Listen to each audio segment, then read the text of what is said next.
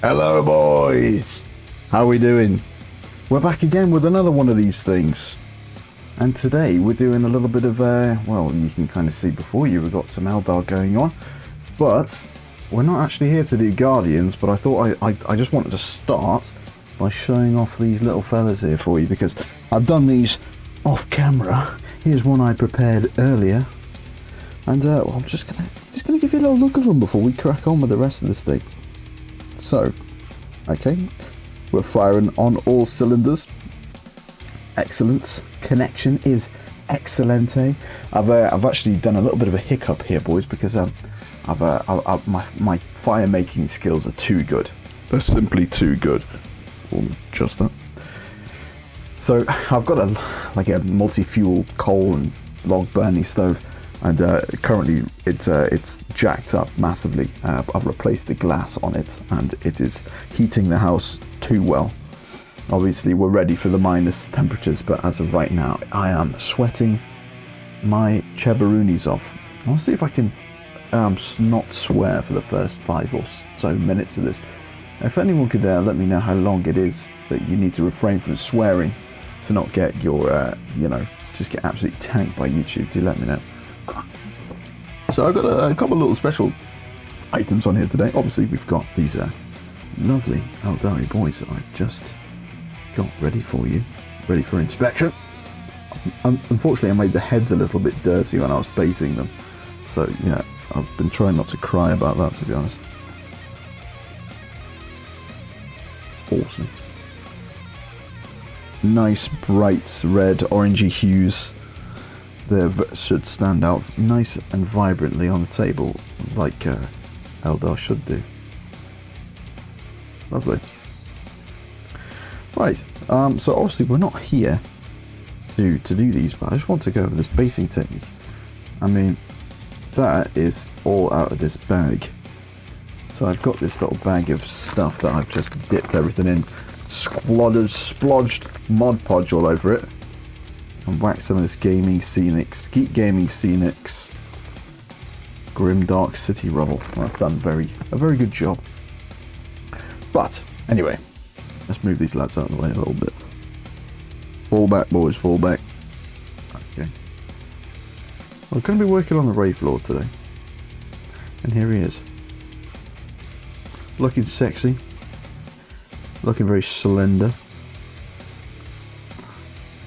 I'm going to put a couple more licks of paint on him. Obviously he's in the kind of late stages of being done here, but I'm going to go over some of the things like maybe finishing off the other gun. There's a couple of bits to pick up here still, and just finish them off, and we'll probably base them together. I think that'll be a good cool little thing to do. Over here I've got another one that's a work in progress as well. We might get on to doing some of him, and maybe I'll show off how to do this sword effect on this sword. As you've already seen if you tuned in before, the Marnius Calgar is still a work in progress here. Oh, he's got a little bit on him. I'm up to an edge with this guy. I've kind of missed the ship with this one, because obviously this guy just came out, but I've had him for about 2 and a bit weeks, but I've still not got him entirely done. So I've kind of I missed the ship as it pertains to getting this guy done before he's available to the public.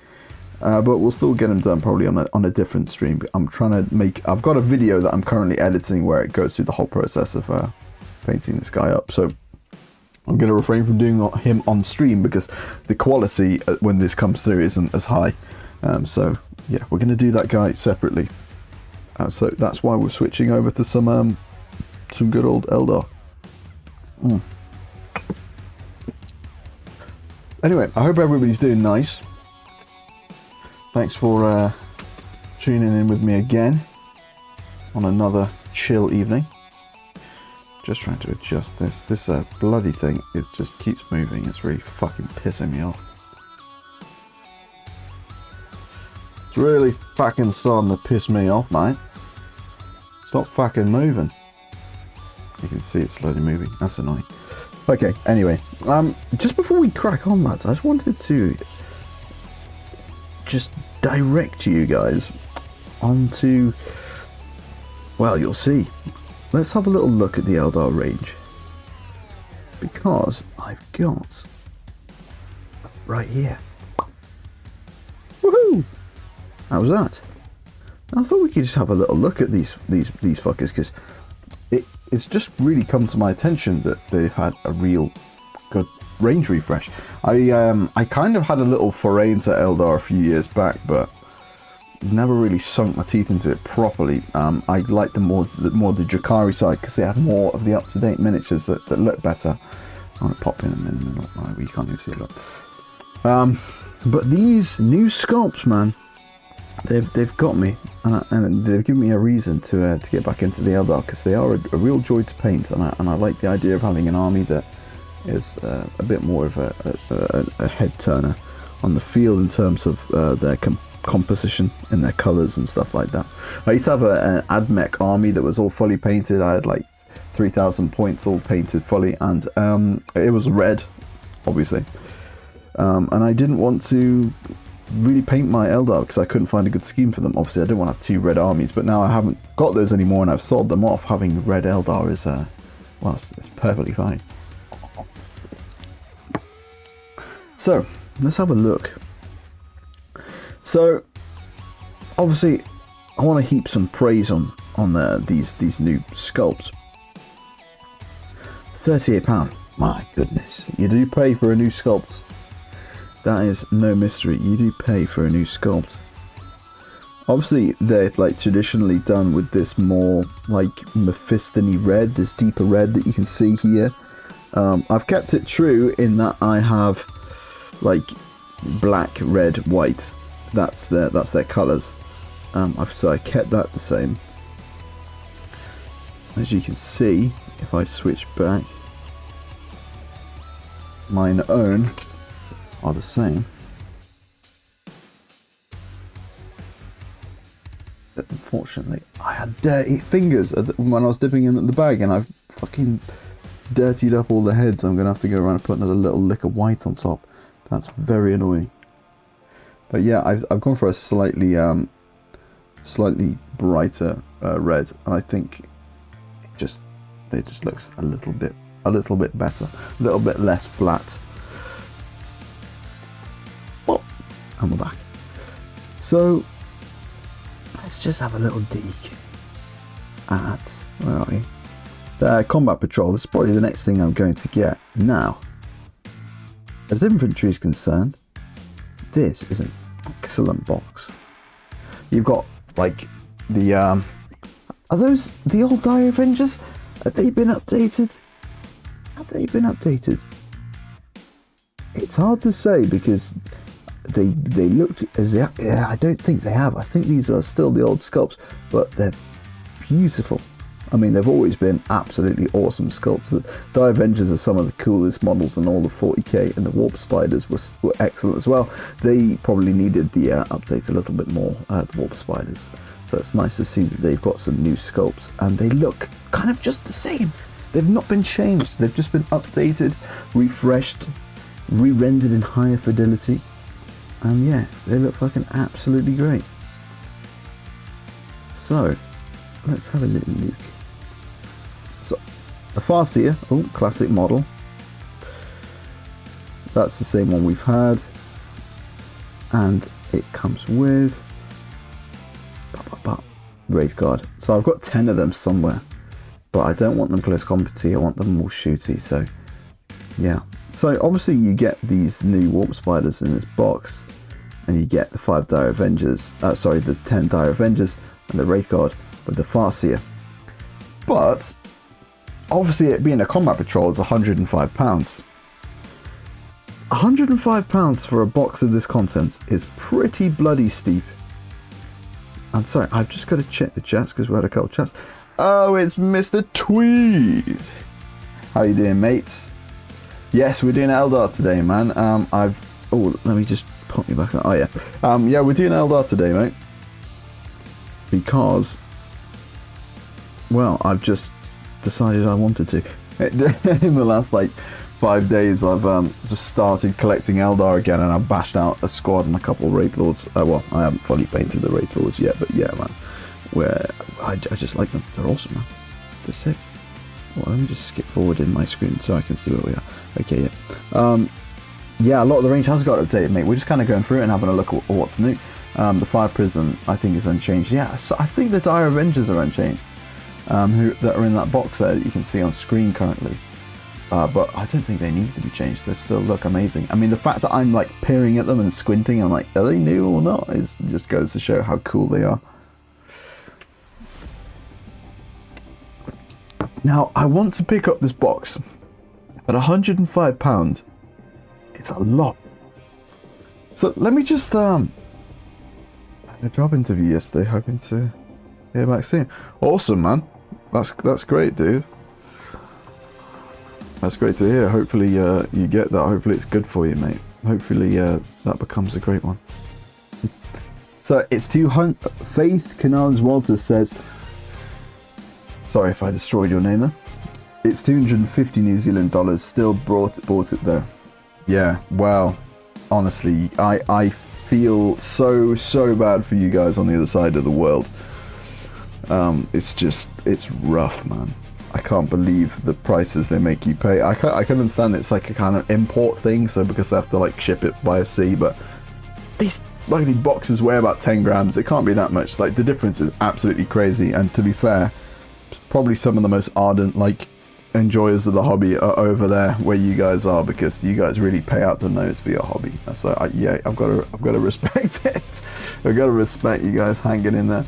But what Games Workshop have done, guys, like, you if you haven't noticed this, I have at least, is these combat patrols, right? We used to have the start collectings, okay? And the start collecting box was about 50 to 60 quid over here in our much privileged Great British pricing.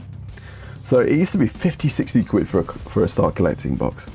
You get a HQ, you get an infantry, an elite, and then some kind of like heavy support option, for instance. Now you kind of getting, well, you've got a leader, a HQ, an infantry, which is 10 models, an elite, and then a heavy support thing. And yeah, that's what we're seeing here, pretty much, more or less. But obviously, because, well, Games Workshop are like, well, the Dire Avengers are actually, it's actually basically 2 units you're getting there. I'm getting 10 tiny little spindly plastic men, G-dubs. That is what I'm getting. Sure, you've given me my new, like, Warp Spider sculpt here, and you give me some wraithlord, whatever. What you've done, slowly over time, by the way, but we've reached that precipice now, is now you're giving me a start collecting box for 105 quid. Because what they've done is, they've obviously brought out these combat patrols, and initially they were considerably a good chunk more in terms of what you got than the start collecting boxes, right? You could be like, oh well, you get like at least an extra like couple squads in the combat patrols. But now there's no start collectings anymore. They've phased them out. And if you've noticed, the combat patrols have been shrinking. What they've done, without anyone realizing, is give people starting collecting boxes for double the price, slowly over time. So yeah, I didn't intend this to be a bit of a Let's Bash GW session, but it's very hard to do it. The minute you bloody like go onto their website, it becomes very difficult to not start seeing some bullshit. But I digress. Let me just pop back off of this thing. That being said, I'm gonna buy it. Oh, they've got a hold on me. How do I get back? There we go. Okay, cool. Drukari's all mixed in these days. Well, so we got Autark, 27 quid. That's fucking wild. Absolutely wild, man. I can remember back in the day, right? Space Marine Commander, yeah, in my local department store. I bought it for my friend for one of his birthdays. It was £10. Back then, it was like, wow, that's expensive. This guy is probably the same amount of plastic and he's only 3 times the price now. Inflation ain't that crazy, guys. Inflation ain't that crazy. However, awesome sculpt.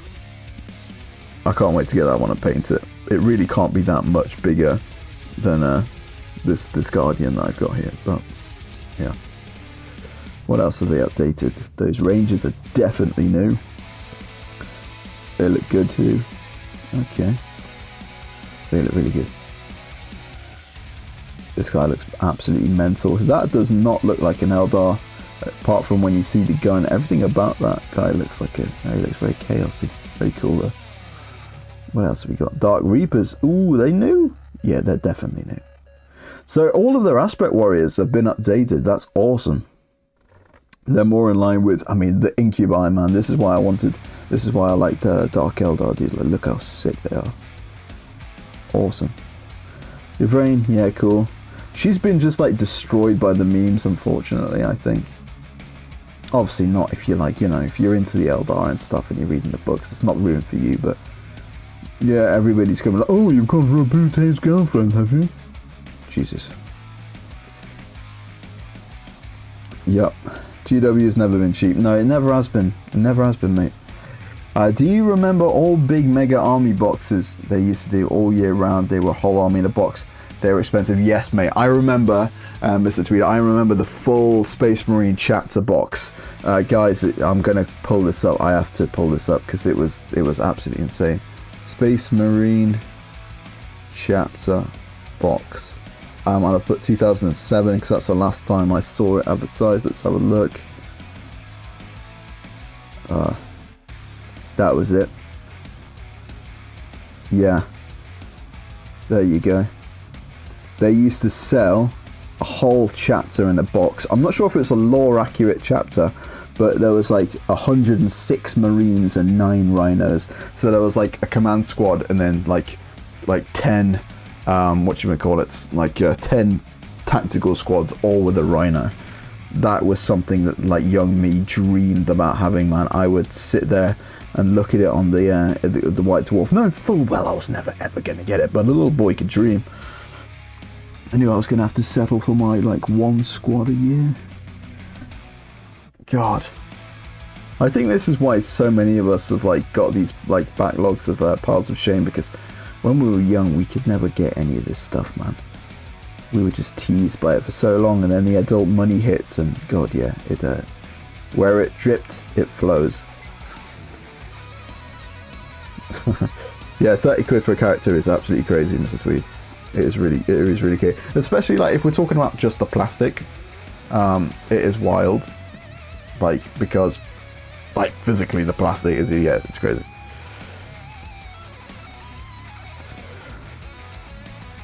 I think at one point they were like pricing things at like how like effective they were on the table.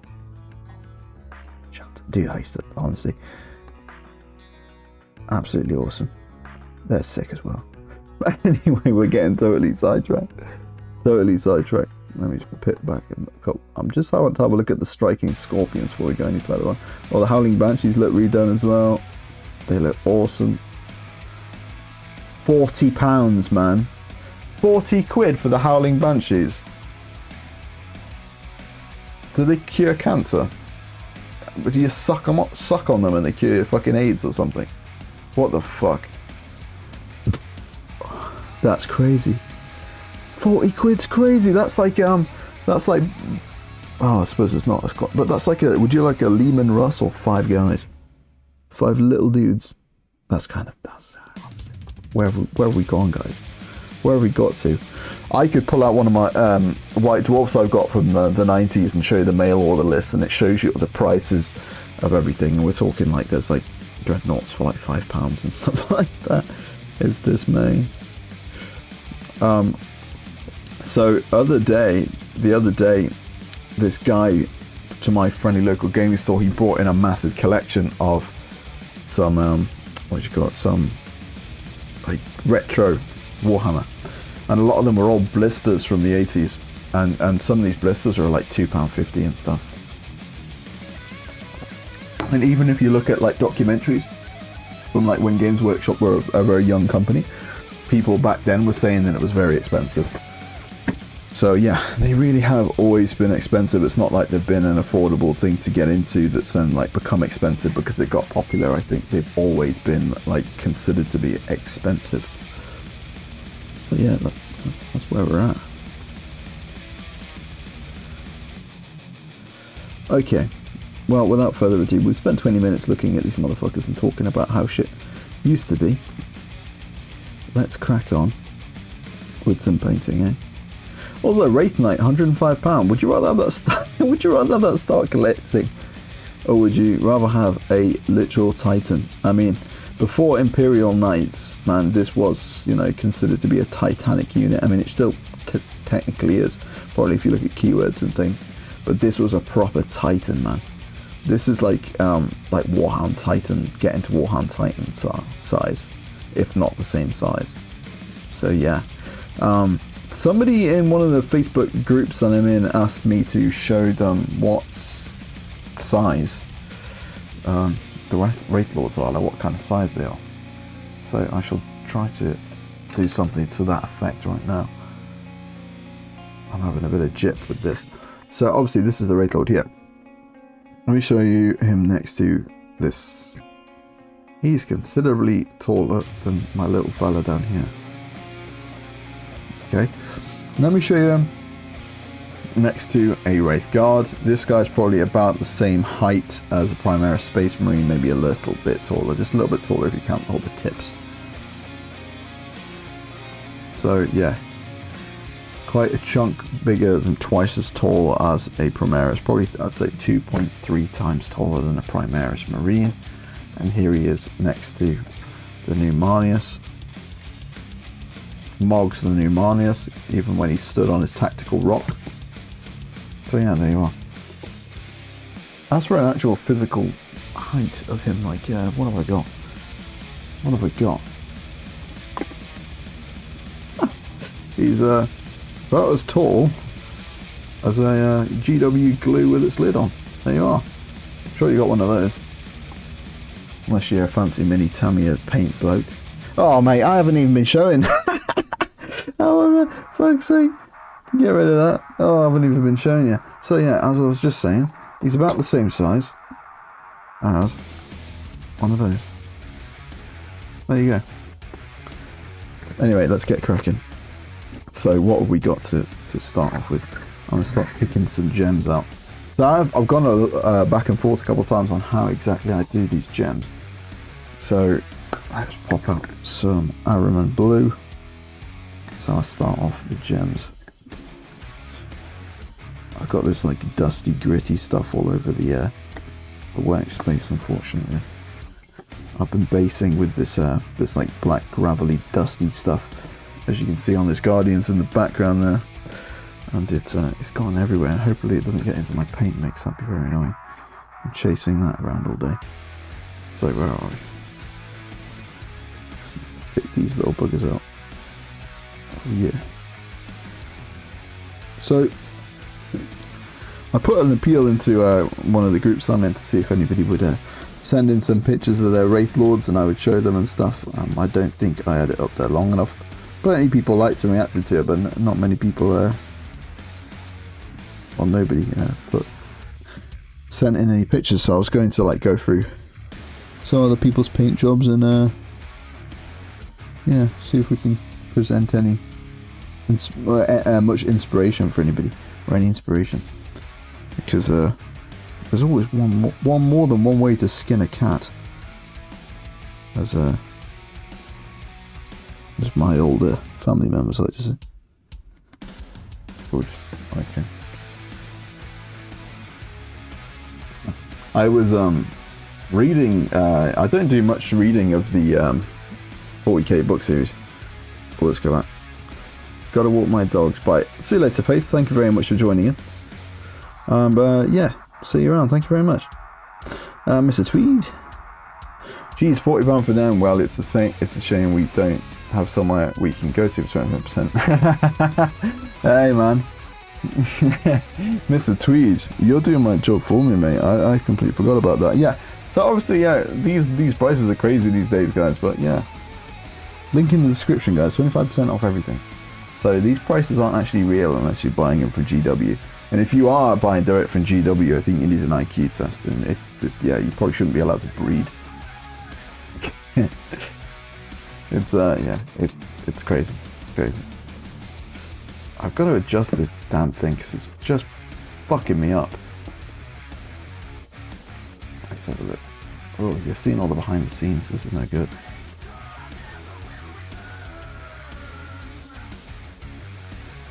Yeah, that's alright. I can live with that. I can live with that. So yeah, I was reading Dark Imperium last night, and I'm not much of a reader of the series, right? I don't really read the Black Library. It's not something I've ever like jumped into. But Jesus Christ, okay. I knew that there was some cheesiness, right? I knew that there was some what you may call it, like you know how girls read those really shitty, like, fairy porn things, right? And like Twilight, for instance, 50 Shades of Grey, but it's some dumb stuff like, I don't know, some fairy prince does fucking weird sexual acts to them and stuff like that. Like, they love that shit, man. They read that. It's slop, right? That's what I'm trying to get across.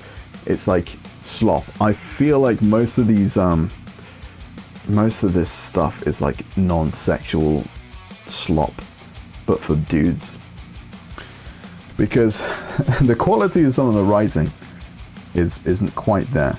I do write myself. I've got an ongoing book that I've been writing for the last seven or so years now. I'm not trying to use that as to say I know what I'm talking about when it comes to writing, but like you can tell, I mean, like book 1 and 2 Harry Potter absolutely just completely blow some of this Dark Imperium Black Library stuff out the water. So I was reading Dark Imperium last night. Apart from Fulgrim having one of the cheesiest ways of talking I think I've ever come across, there was a part of this book that just absolutely sent me. I think I'm gonna have to go get it. I think. I'll tell you what. I'll paraphrase. So, on one page, at the end of a chapter, I'm sorry if there's any spoilers here, but you know this book's been out for a long time. Fulgrim mortally wounds Guilliman in a 1v1 fight. This is right at the start of the book. The page literally reads as like he draws his final breath, and then as his heart's give in, Guilliman was no more, and he was encased by the caress of death or something like that. He is dead. Guilliman is no more. You turn, and that's the end of the chapter. You're like, oh shit, the tension's building. Holy shit, like what's gonna happen? How's he gonna get out of this thing? Yeah, but he seems to be dead. This is crazy. You turn the page. The next chapter says, Guilliman lives. Dude, what are you doing? Immediately from that point, I mean, my friend said that he read it, and then from that point he just couldn't get invested in the book again. Because if you're going to tell me that, oh, Guilliman's just been mortally wounded, but then the next page says, hey, sorry to start reading chat, please. Start reading the book and start reading chat, please. Just go on with pick one, sorry. Thank you. Hey, cool. Yeah, thanks, Matt, mate. Vivor, hi, mate. Stop reading the book and start reading chat, please. I've read the chat, bro. Yeah, get up to date, bro. I've read everything. I've read everything out, dude. What are you talking about? But it's just crazy. Like, yeah, I just turned the page and then suddenly, like, Guilliman lives. So yeah, that kind of took me out a little bit because all the tension was gone at that point. I know you get those ones that are like, what do they call it? Like bolter porn, where it's just like chainsaw swinging and blood splatting and fucking heads flying and stuff like that. So yeah, I do go on tangents. It's kind of like, unfortunately, it's just part of the infrastructure around here. So yeah, Matt is hyped.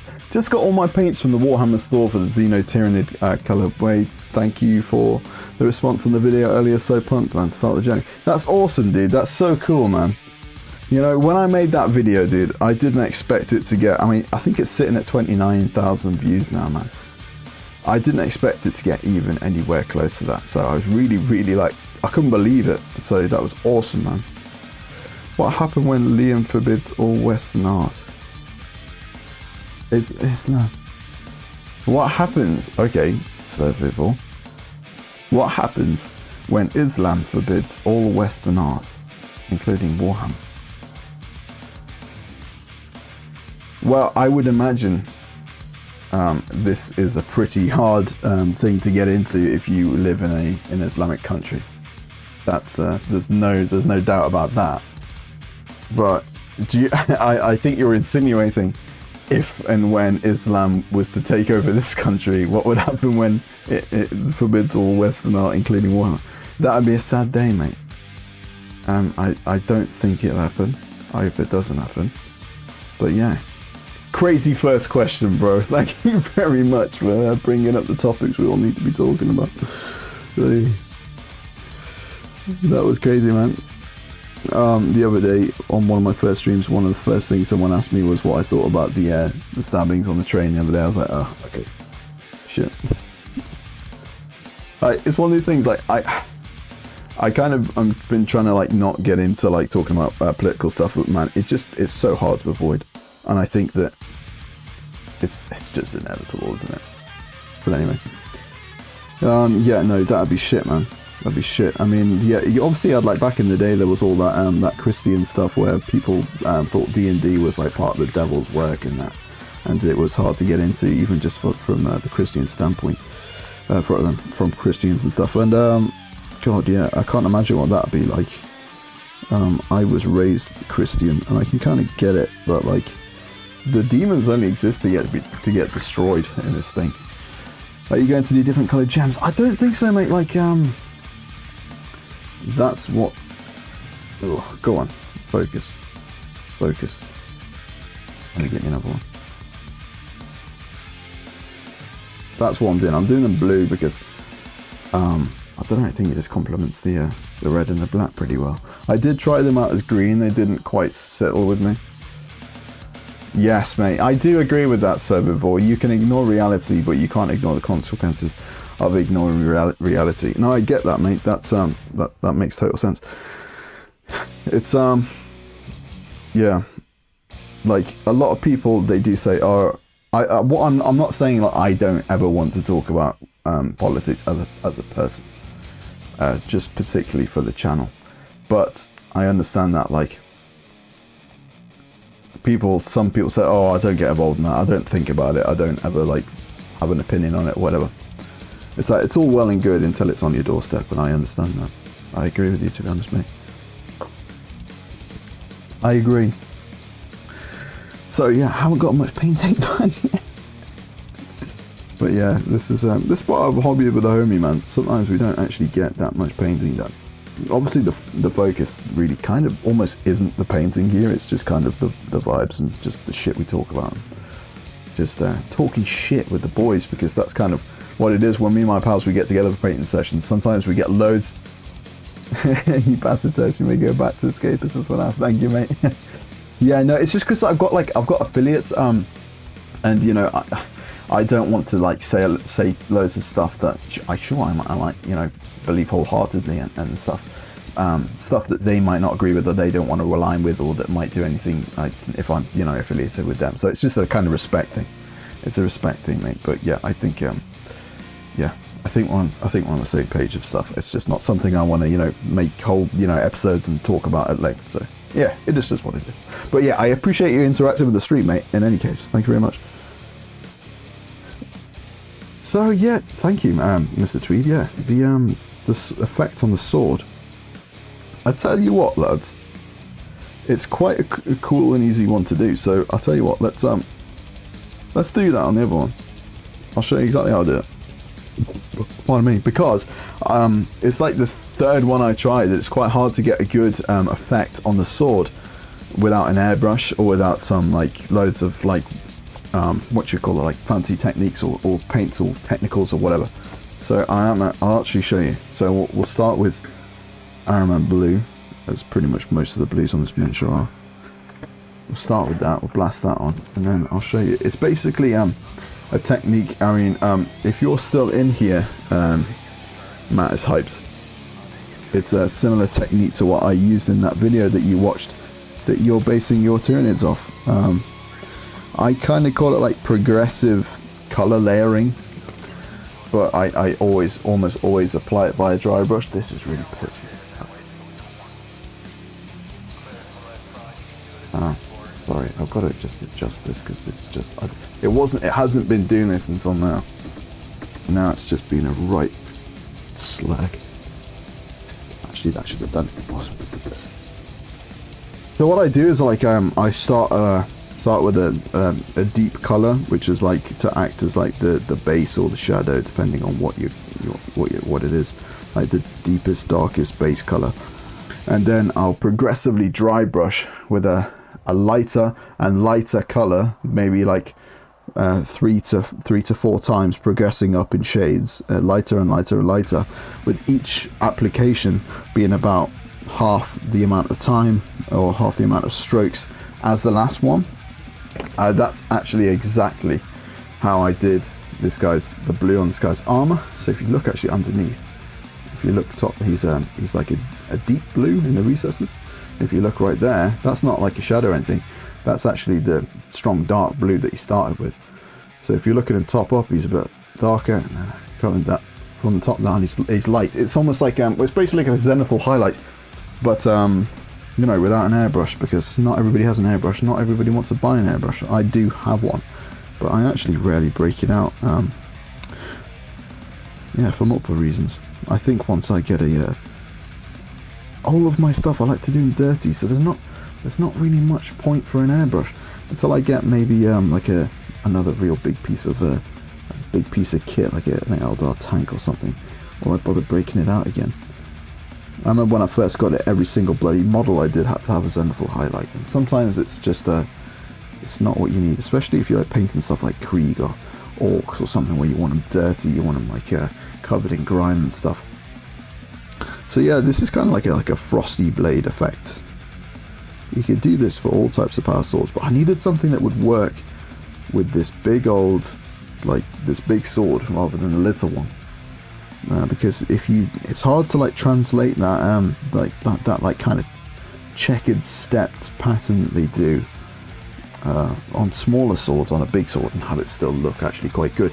I couldn't actually find a wraithlord sword painting tutorial on YouTube that was satisfactory, so I had to just like wing it a few times until I found a good one, and I landed on this using a technique that I've used on other things in the past, being the Tyranid Xenomorph scheme video I did, which is the thing that Mr. Matt is hyped was commenting about. He left a comment earlier on saying that he's going out to go get the paints to follow my guide exactly 1-to-1, which is awesome, mate. That's like an absolute grand compliment that you can give to a hobbyist, so I appreciate that greatly. I never thought that I would gain that kind of boon, because that's crazy, mate. I really do appreciate that. I think it's so cool how I've inspired you and touched you from across the interwebs to inspire you to go and do that. That's so awesome, man. Okay, Mr. Tweed, I think some people think that airbrushing is an easy way, but it's just as hard as brush painting. Yeah, it's definitely its own thing. It's not just like you buy one, now you're good. Obviously you can do some cool things with it pretty much straight away, but yeah, it's its own thing entirely.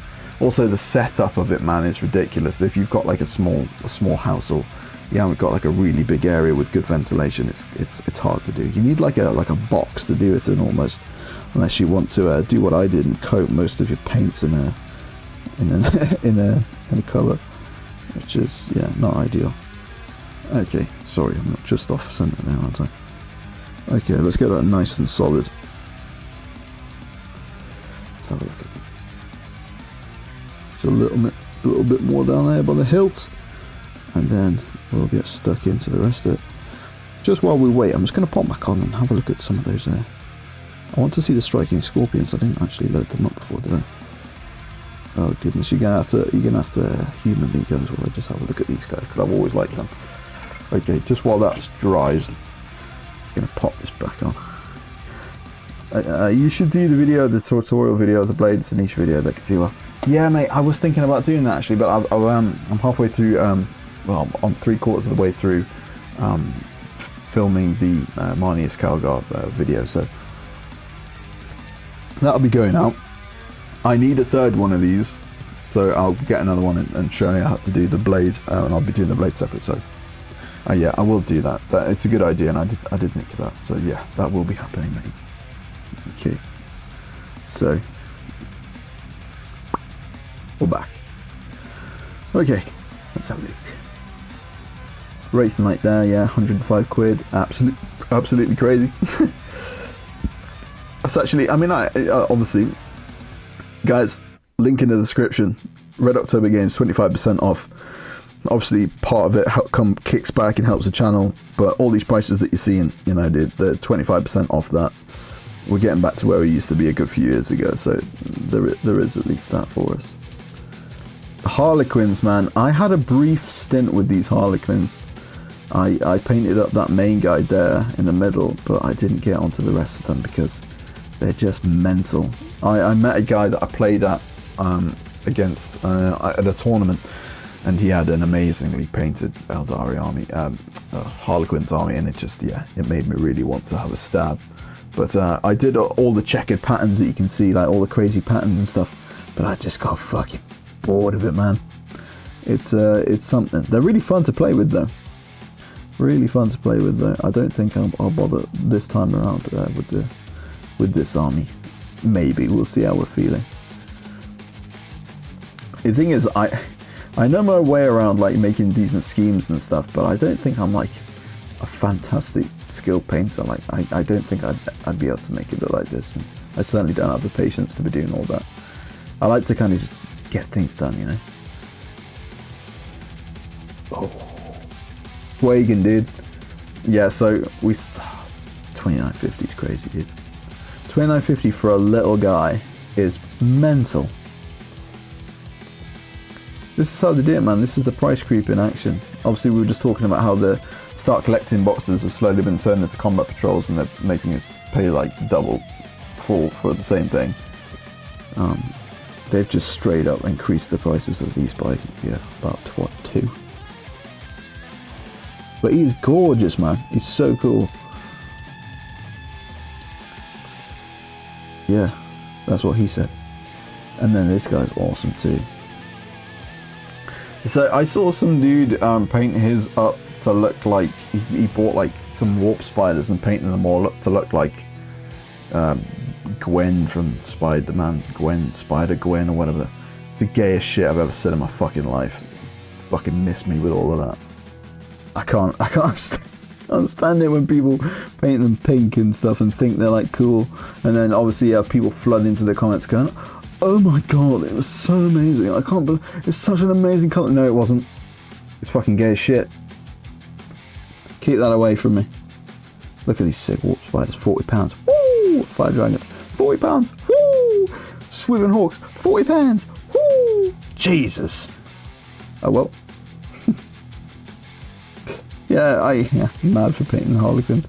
Lovely. So yeah, it is a sanity test, mate. It was crazy. They're really nice though, man. They are awesome minis. Here we go. I found them, man. Oh shit! £49. Fuck. Jesus Christ, lads. How many we got there? 1, 2, 3, 4, 5, 6, 7, 8, 9, 10. That's just a squad of guys. That's just a squad of fucking guys. Right. The Krieg, right, they came out as a kill team. The Krieg infantry squad, they came out as a kill team. It was like 35 quid at the time. Crazy, whatever, it was more than that. 40 quid, 40 something, right? Crazy money, right? They've re-released it as a plastic kit and now it's more reasonable. It's like 32 quid. It's the same content. It's the same content. Same thing here, man. These Striking Scorpions are going to be re-released as a plastic kit. What are you bringing? Oh, do you know what it is? It's these fucking counters, man. Just keep your fucking counters, mate. Keep them. They are not adding on £10. Oh, fuck off. Kill Team's good, man, but I think it's dying. Like, it's not something I see people, like, pushing. It's kind of just, like, it really is just, like, the kind of, like, you don't have enough models yet for the main game. Get Kill Team. That's kind of what it is, really. I don't think it ever really became, you know, properly its own thing. I think for a while when it was first new, but like I don't hear people talking about it or playing it anymore. And the Raider. So look at that, how cool is that? That's the open top vehicle of all open top vehicles. Unfortunately, in One Page Rules, which is the system I play, that thing, well, there is no open top rule, so you can't use this as an open top vehicle. You just have to treat it as if it's closed top. So like, yeah, that's one of my gripes with OPR. Unfortunately, they do a lot of things right, but yeah, man, the kill team sets, you're not bringing the value. You can't put some cardboard tokens in and tell, yeah, £15 more, suck on the long schlong while you're fucking at it. So yeah, it's bullshit, man. But you know, eventually it'll be re-released and we'll be able to get it cheaper, and you can get it even cheaper by following the link in the description, boys. So, you know, all's well that ends well. Oh, okay, let's see. Where are we with this, this lovely jubbly sword? Excellent. Right. That'll do. Doesn't need to be completely opaque, because you'll see how we do it now. So what you want to do is get something like this brush. This kind of like flat, like shovel profile type thing. Thin. There you go. So the first thing I want to do is I'll go up a shade. So I've gone Iron Man blue. So I'm going to go up a shade to, let's go straight to Bahareth blue. Can't promise it is Bahareth blue. It's just got shite all over it. This is what happens when you keep all your paints just in a big box and one of them pops while you're moving it around. Okay. So let's work that paint off of the brush. Get it to a nice proper dry brush level. And so I'm going to dry brush with a heavier concentration up this end and just peter out the dry brush as I get down to here. So let's just test it on the old thumb. You could have a bit more on that. Test it on the old thumb. Yeah, we're looking good. Okay. Pixel up, fuck it. There we go. Go on. You know you want to focus, so just gonna support that. That's just wiggle. But I've had some issue with this hand breaking off. I've got to be careful for this one. Might even have to hold the sword itself, actually. There we go. So just like that. Obviously, I want to take it all the way down the mini. Hit the bottom as well, obviously. Hit all of this. Obviously, you're going to go over these bits that you've already painted. So to be fair, you can paint that bit afterwards. Okay, cool. That's about as much as we want to do down there. It all comes together at the end. Okay, over the brush again.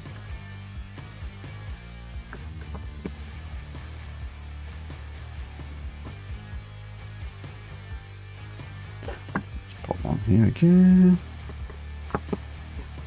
Okay. Don't need to be too light with this dry brush, to be fair.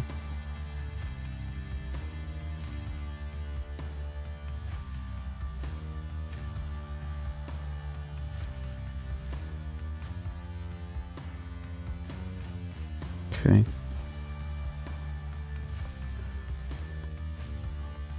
Right. Just going to do the other side because I've had it too many times where I've actually forgotten to do the reverse side, and that's just been a bit embarrassing.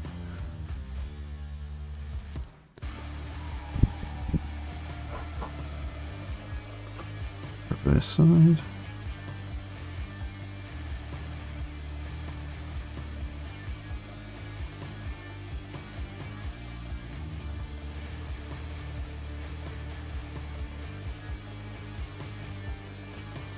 Okay, that's cool. Get a bit on the top too. Higher concentration on the tip, and then less at the bottom. Okay, just going to touch a little bit more towards the top of the tip. You want it to be like, yeah, the most colour at the top, obviously. Cool. All right. Next, Ghost Blaster Green, which is like the next shade up. Work that into the bristles nicely. Not nastily, not meanly. Working in those bristles all nice.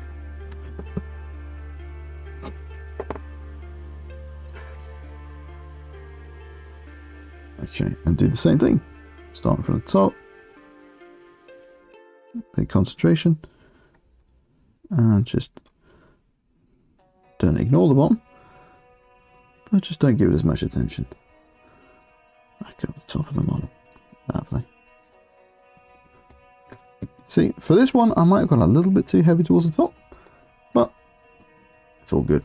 Because it's like a live crackling thing, it doesn't matter so much. It adds to the effect of anything. Alright, done that. Now, let me get some white. We'll start with a Corax white. So I'm not actually going all the way up to a white scar or anything. We're going to hit it with a Corax white first. So I'm never cleaning my brush, so the last amount of like little bit of blue is still like kind of left on the brush. So I'm kind of left with this kind of icy bluey white color. I'm just going to work most of that off of my brush. And here we go. Oh, got a hair on there. I'll let that happen. Oh, nice and gentle, nice and gentle. Exact same thing. Now this is cool. This is where you get the effect. The white. Make sure that's actually it. Boom, flick, flick, flick. Be quite like. Try it like almost like you're trying to scratch it. Tiny little bit of the bomb. Boom, boom, boom, boom, boom. Real light, real light. Boom, boom, boom. Flick, flick, flick, flick, flick, flick, flick. Right on the end there. Yeah, so that's where we're at with that. Other side.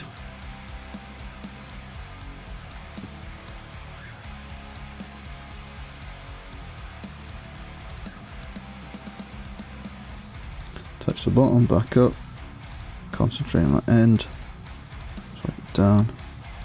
A little bit of the bottom, don't forget it. But concentrate at the top. Cool. Make sure the same is roughly paralleled on the top of the blade as well. Awesome. Now, let me get white, which is scar white, which is the whitest white we can white. The whitest white we can white from all of the Citadel range. Here it is. And let's pop a little bit of that down. Get that nicely ingratiated into the old bristles. Work that out with a brush. I really need this to be white, so I'm going to add a bit more to make sure I'm not diluting that white. To be nice and white, nice and white. Awesome. And this is going to be the very highlight. Come on. Bink, bink, bink, bink, bink. I'm barely coming down here at all with this. Try on the end. Okay. Get on the top. And last but not least, the underside. There we go. Touch, touch, touch, touch. Touch, touch, touch, touch. Bring it down, bring it down, bring it down. A little bit at the bottom. Bring it down, bring it down. Touch, touch, touch, touch, touch, touch. Wonderful. Okay, so you're left with this. Come on, focus. So right now it kind of looks quite basic, but there is something more that we will do to it. There you go. To make it really stand out. Just notice I'm going to put a little bit more of this down here. Just a touch more. I'm going against the grain there. I just want a little bit of texture around that hill area there. But that'll do. That'll do. Big. That'll do. So, okay, the bit that makes this cool, that makes it work, so you notice there's like a difference between that one and that one. And what that is this wash called... Yeah, mate, the bending is crazy, dude. Sorry, I've been not looking at the chat. So you said it's 40 for 5 if they can be taken in the biggest squad. It's even more. Don't even get me started on the kill team sets. Yeah, mate. Do you remember the Dark Eldar shit that had the old slave models on it? No, I don't, mate. And I've been playing since the end of 4th edition, so I probably should have. Yeah, I've been playing since 4th edition. So I should remember that, maybe, or maybe not. But no, I don't remember that, mate. But yeah, that sounds a bit more like it, doesn't it? Yeah, I bet they're awesome. I remember the old Orc truck. That thing was like something that sat in somebody's garden rusting like a go-kart. It's crazy. Oh, what else you said? Yeah, the bend on the sword round painting is anxiety inducing. Yeah, mate, it's I've had to reglue it a couple times already, but there's not much I can do about it. It's done now though. All the dry brushing on it is done. So yeah, how I finish this off is there's a technical paint. Oh no, it's a shade, sorry, called Tyron Blue. So what I'll do is I put on a nice dollop right at the base of the hilt here, so all around this area. I'll blast it on, right? A nice big amount, right? So I'll apply it right here, dop it on, and then just slide it up. Slide it up here, just to the bottom half of the blade, by the way. Like, I won't touch that top bit here, just like on the bottom. Like, see that line that divides it? I just want to be below that on this bottom section. So I want to concentrate most of it right like on this edge, and then it gets lighter and lighter and lighter and lighter and lighter as it goes up, so it just fades into the rest of the sword. And I want to make sure that around this hilt it's like nicely clumbered on, because all of this is, you know, I want to feel like the power's kind of coming up here, and then yeah, we'll concentrate on the tip. So I'm going to do that on the other side as well. And then I'll have to let that dry before I can accentuate it further. It's, you know, it's funny, man. I never thought I'd be a guy to do painting tutorials. But it's just like, it all came from when I just had that idea for the Tyranid scheme that I did. And I just like came up with a really clever scheme, I think, and obviously that video did really well. I mean, it's sitting at nearly 30k, which is crazy for a channel that was pretty much non-existent before I uploaded it in this niche space. And I guess I've just kind of accepted my fate. I do fucking paint tutorials, and that's just what it is. Working on some cool guest appearances though, guys.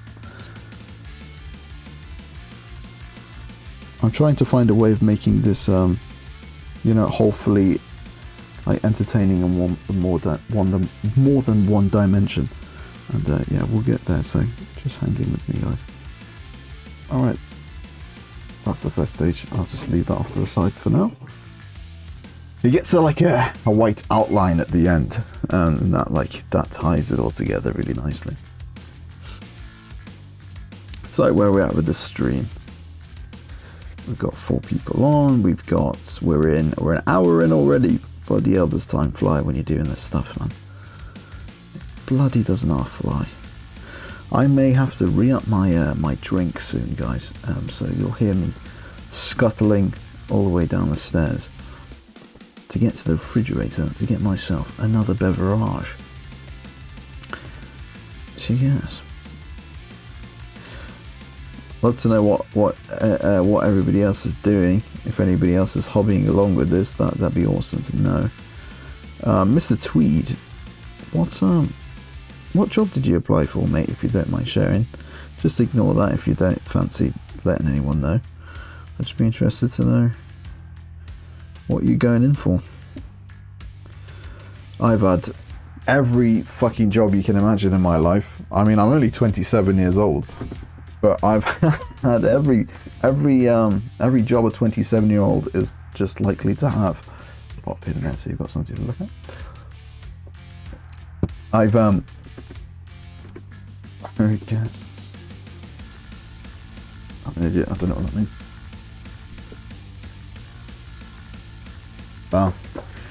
Gentlemen, I've just had a beer ferried to me. That's how we do it. I've just had a beer brought to the den. I didn't have to leave. Goodness. We've got it made, folks. Yes, guests, mate. Sorry, I just realised what you said. Yes.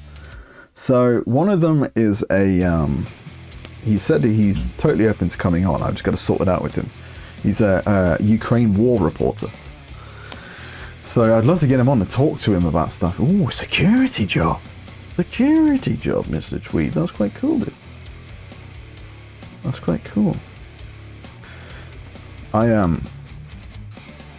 Yeah, I mean, I've had all sorts of jobs in my time, man. I've had jobs with tree planting. Yeah, mate. I'm 27, dude. How old did you? This is interesting. How old did you think I was, just from like listening to me? People always tell me that I seem a lot older than I actually am. It's like the number one thing people tell me. So yeah, it doesn't surprise me. I look older as well. I'm like bald with a beard, so yeah, I've got no chance of looking any younger than I actually am. Maybe I'll do a face reveal one day. I'm not hideous or anything. I just I don't really see any reason that people would want to look at my face when I do stuff like this, so I haven't really bothered. It's just when people have a face cam for stuff, it's like, what's the point, man? Nobody's looking at your fucking face when you do this stuff. So, yeah, I'm bothered with that. So yeah, man, I've had all sorts of jobs. I've had jobs like I've had a tree planting job where I've like worked off in the forest planting trees. I've had jobs in bars. I've had fucking marketing jobs, retail jobs. I've had all fucking sorts of jobs, like construction jobs, labouring jobs. I've had all the jobs that you can think of having, except an office job. I've never actually, no, that's bullshit. I've had one of them as well. Jesus Christ. I'm just one of these guys. I like to switch stuff up, man. I can't stick doing the same thing for too much longer. Yeah, man, that's what everyone says. Shit, man, I thought maybe mid-30. Yeah, that's what everyone says, mate.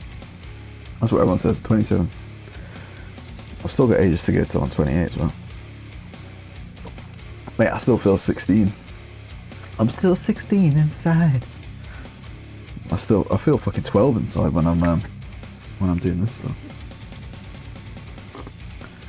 This is what this is about, man. It's connecting back to those happier times of youth when you're painting Warhammer.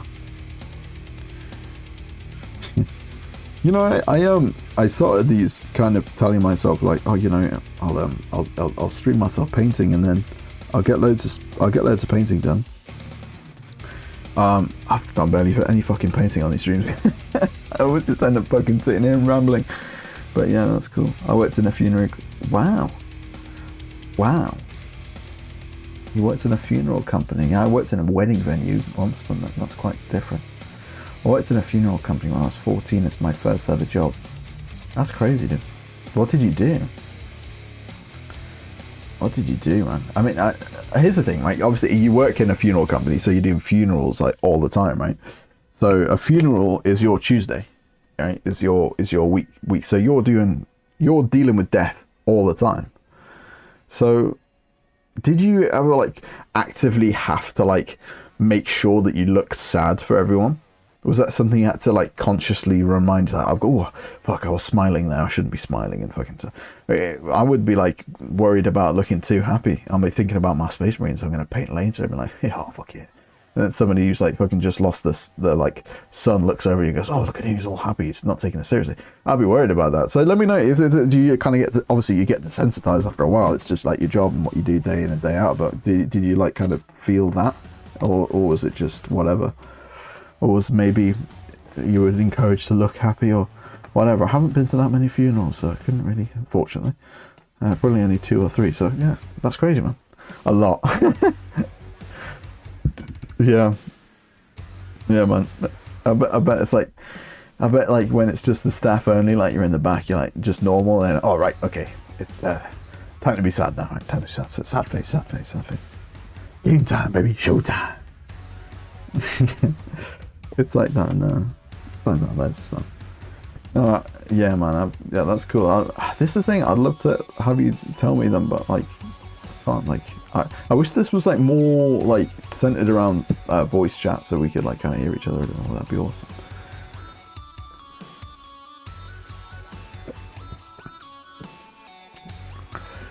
You did have to look somber. Yeah, man. Yeah, you do have to. I think everyone does, man. Like, I feel like I need to feel and look somber when I'm at a graveyard, let alone at someone's funeral. You know. I bet you. Oh, seen some shit. Oh, man. Oh, dead bodies, man. It's crazy, dude. Like, you didn't see like anyone fall out, anyone drop a casket or anything, did you? Because that's like the ultimate terrible mishap to happen. It's like carrying a fucking casket with a guy in. I had to carry my granddad with my like dad and uncles and whatever. We carried my granddad. He was in a big casket on our shoulders. Big, solid oak casket, man. That shit was heavy. He was not a big man by the end. He had slimmed down a lot. Like, he'd lost a lot of weight towards the end of his life. He was like skin and bones by the end, and that thing was heavy.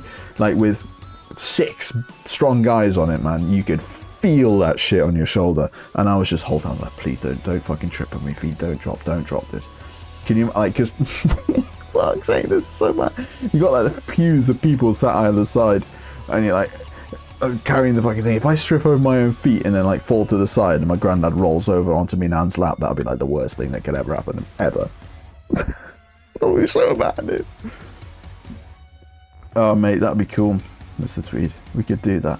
I was just thinking when I said that, maybe I could set up some kind of like a stream where I let people drop in on it, like a Discord or something. That could work pretty well. Maybe I could give people a little Discord link that they can click or something. Yeah. I didn't see someone drop it, luckily. Yeah, man, that's yeah, that'd be horrendous. That would be just the next level. Oh, she brought me a bottle, but she hasn't brought me a bottle opener. So I think I'll have to bash it open with the old teeth. Oh. Oh. Come, get off. Excellent. So I should be having a child in three days. It's past his due date now. He should be born, but he isn't. He's taking his time to get out of the old veto womb. So we're looking at potentially getting induced and stuff. So yeah, it's kind of like, I feel like I'm hobbying on borrowed time, as it were. Which is, yeah, one way to think about it. I'm not really thinking about it at this point. It's been building up for so long. It's just like, just waiting for it to just suddenly happen at any moment now. It's kind of crazy. Yeah. So, Mr. Tweed says, so what we used to do was put a folded tea towel under the suit to help with the pressure from the coffin. Folded tea towel under the suit. Oh, right, I see what you mean. Oh, right, under your suit. I thought you meant under the suit of the dead guy in the casket. I was like, how does that depressurize the coffin? I didn't know coffins needed to be depressurized. Like, that's crazy. I was like, oh, I was thinking some fucking pressurized air container or some shit that gets, yeah, that was great. Yeah. Okay. Yeah, no, that makes sense. Because, yeah, fucking hell, man, they're heavy. That must have been like the number one thing. Oh, please don't today be the day we drop the fucking thing. God. The dead people have bloody no right to be as heavy as they are sometimes, and he wasn't even fat. He was nowhere near. Just plug in.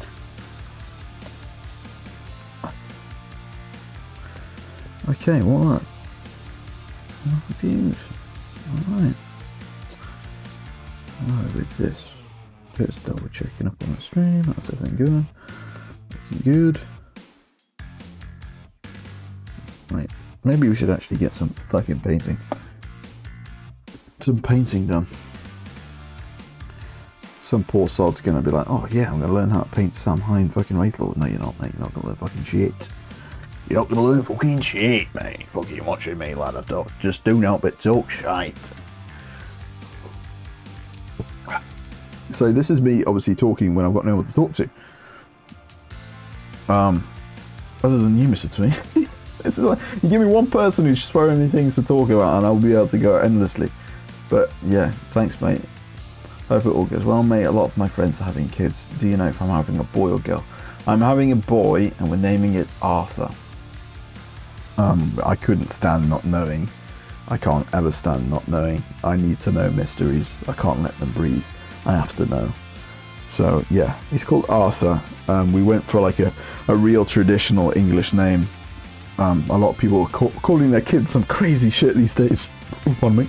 And we wanted to go for something real classic, real quintessentially English, historical. So we went with Arthur, King Arthur. Knights of the Round Table. We've done his little bedroom up to look like it's all like medieval knights themed. So it's nice. I'm a massive Tolkien nerd personally, so you know I like that. I love medieval stuff. I mean, my book that I've been writing is a fantasy medieval book. So yeah, I love just medieval everything. So yeah, there he is. He's that's what the crack is with that. So yeah, I'm just gonna go over that black bit there while we're waiting for that other one, because yeah, let's make the most of the time that we're actually on here.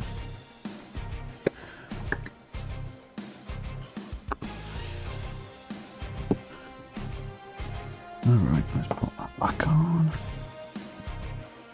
So yeah, people be calling their fucking kids some crazy shit these days, man. So I said something to somebody the other day, and I think they seemed like slightly offended when I said it. They said, oh yeah, so they ended up calling the girl some name, I can't remember what it was. But he said, oh, but my lass was having some really fucking weird name suggestions. And one of them was, he's told me, if it was a boy, if it was going to be a boy, she wanted to call it, oh, did you see my tats, bro? Yeah, it is, mate. It's 2D. And that's fucking, why not doing you fucking try guy? Fucking, it's got googly eyes on it, mate. Fucking sassy Sasquatch, mate. This tattoo's fucked up though, man, because the guy, when he was doing it, you see these patches, he was going on like, oh, I'm a fast tattooist, to his fucking pal he was tattooing next to the whole time, bragging about how quickly he can tattoo, while he missed fucking off my tattoo. So yeah, that was some bullshit. They said, oh, come back, we'll touch it up sometime. I just never made it back, so yeah, that's on me, but you know, that's some bullshit. I do really like that Gorilla's tattoo though. That's probably my favourite tattoo. I've got some tattoos that are dumb as shit, and I really do kind of regret them. And I've got some which are real cool. They're like this one on my wrist, which is, well, one ring to rule them all, one ring to find them. One ring to bring them all, and in the darkness bind them. The mortal and shadows there.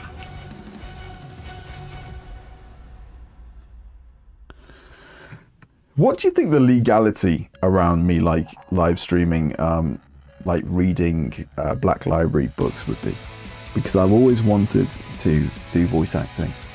I've done a little bits for my own book, but I like other people to narrate my book. I like to hear other people's takes on it, on the character voices and stuff. And so I've had audiobooks. Are you aware of a YouTuber called Voldemort? Voldemort, he does Warhammer lore. He's one of the big Warhammer lore guys. Well, I've actually got an excerpt from my audiobook read by him. So that was really cool. Maybe one day I'll feature it on the channel or do something with that. But I'm very aware that it's hard to get people to be interested in your made-up worlds and stories. You know, without them just... it's hard for people to get into that thing. And enjoy it until it's really kind of fully fleshed out. So it's not something I want to, you know, waste people's time with. Although I do think it's a really good story. I did get a really good story. So, you know, maybe one day. Trying to be respectful of people's bandwidth and what they actually want to listen to and stuff. Talking about names, I was going to be called Sean Connery. What? Fucking what? I imagine Connery is your second name. Because nobody just calls you Sean Connery. Oh, crazy. Sean Connery's crazy, dude. I mean, yeah, your second name's got to be Connery, because you couldn't be called like, oh yeah, Sean Connery Jenkins. Sean Connery Smith. Yeah, he was always double-barreled. He will always be addressed as Sean Connery. Sometimes you just got to give a little woman a bit of a schmick. You know, they want to have the last word. And so you let them have the last word. But then they keep going. So you just got to give them a little smack, see? That's Sean Connery's words, lads, not mine.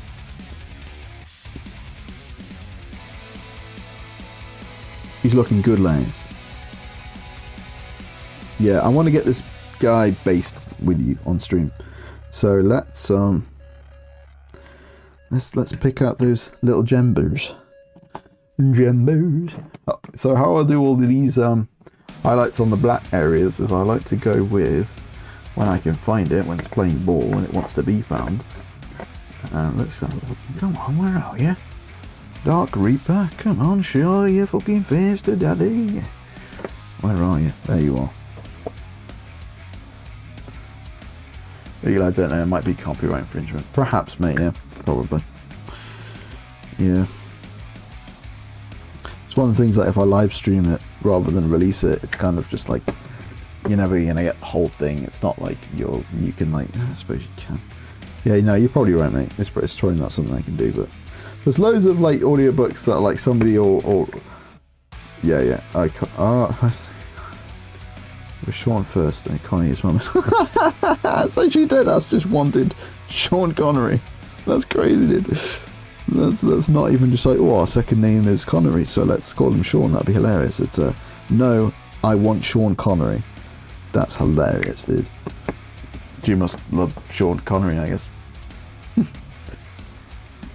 Oh, it's nice to know that you're painting along, mate. It's nice to know you're painting along, mate. You're carrying this comment section, I must say. It's a shame that we can't see these comments, man. When it's a shame we can't see these comments when the video like publishes after the live's ended, because it's yeah, it's a real shame. So yeah, I do like a fat highlight on the black bit. Just do a real fat one, and then I do like an edge highlight of the Fenrisian grey.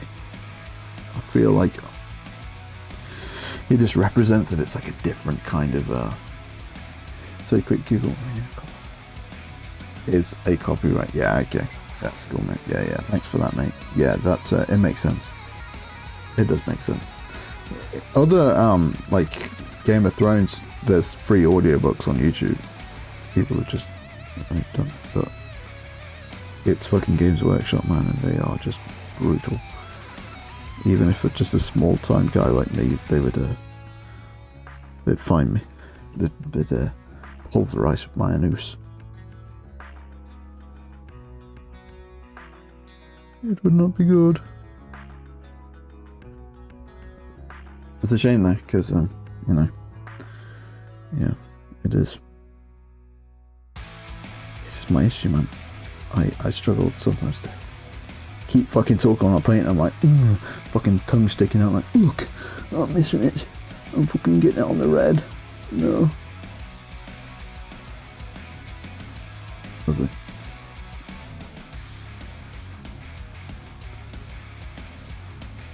Yeah, no, unfortunately there isn't. Oh, well, I can show it on the, yeah, kind of, yeah. But, you know, like, what YouTube does is you stream it, and then it, like, processes and re-uploads as a normal video that people can continue to watch, and the view count goes up from there. But, unfortunately, like, it doesn't keep the live comments as normal comments, if you know what I mean. I suppose they are separate, but, yeah, it's just a bit pooey, because you get loads of comments, and then it looks like you're getting no comments. These don't really do too well after the fact. Once they're uploaded, they kind of die, like after like a few more views, unfortunately.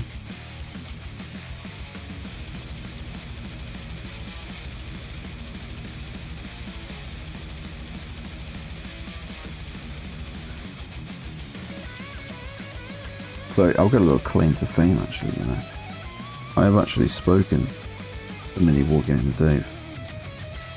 It wasn't a long conversation, just a quick exchange of messages online, but nevertheless, I am known to him. Which essentially makes me God. I am now God. I've been smiled upon by the wargaming gods, for Mini Wargaming Dave knows mine.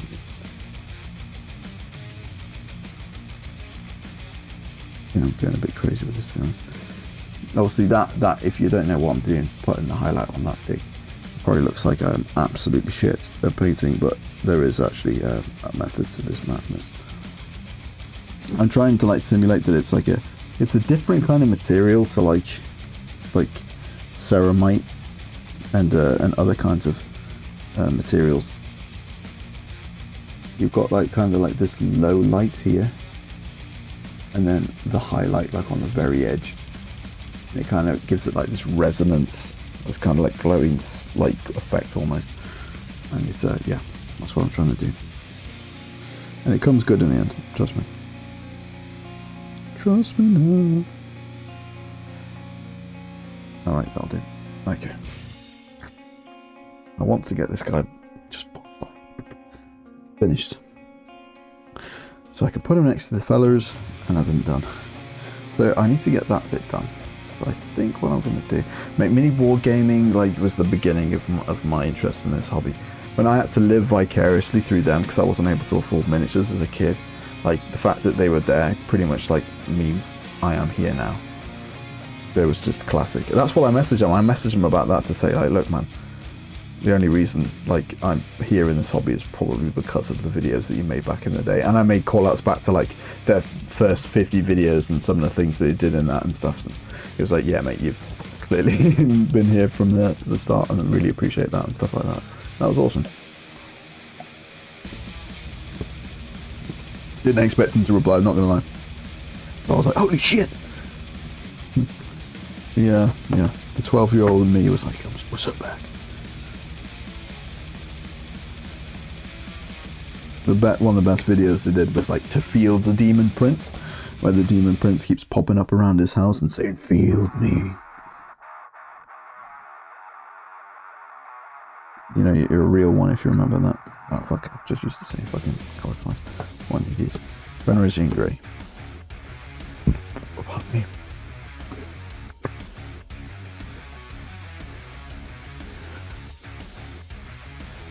I've changed bloody army focus again, man. I'm painting this Eldar. Like, I was on the Krieg just the other day. I was on the Astra Militarum.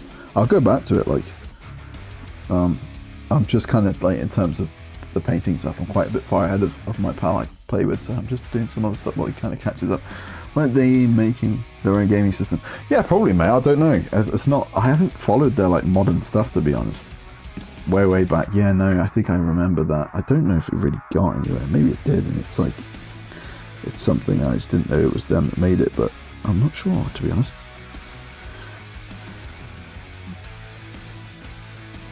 You think you would, man, if you were Mini Wargaming. It's like the natural progression is you make your own game. They're kind of like the Games Workshop, like of Canada. Obviously, Games Workshop is in Canada, but like, you know, they're like the biggest non-GW hobby entity out there. I think, you know, maybe not in this day and age anymore, but they certainly were for the longest time. Like the next step down, they made like way more fucking content. Games Workshop's never made fucking good content. Obviously they've got their White Dwarf and stuff, but I mean like online video content, they've never been, you know, they've relied heavily on other people making the content that's propped up this hobby since forever.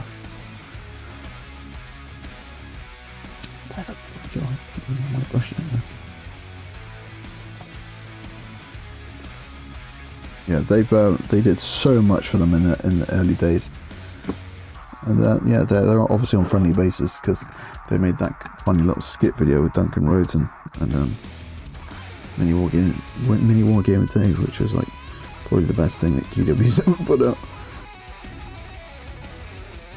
They recently did a live stream for their big world tournament or something, and it was like the worst thing ever. It was like lower budget than this, what I'm doing right now. So yeah, as industry leaders, they fucking really dropped the ball. It was absolutely awful. The sound quality was completely off.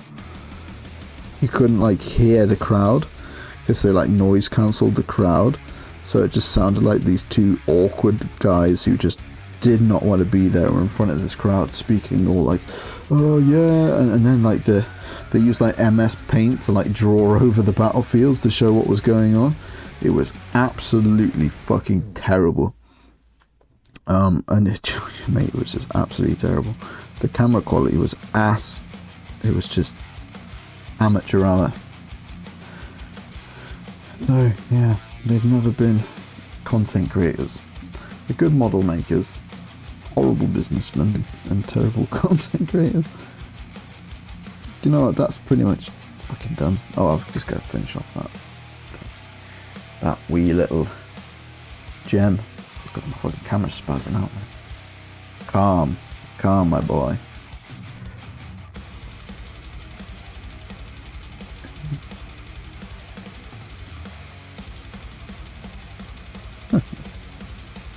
Yeah, so my bitrate. It says my stream's current bitrate is higher than the recommended bitrate. Who gives a shit, dude? My internet's absolutely banging these days, man.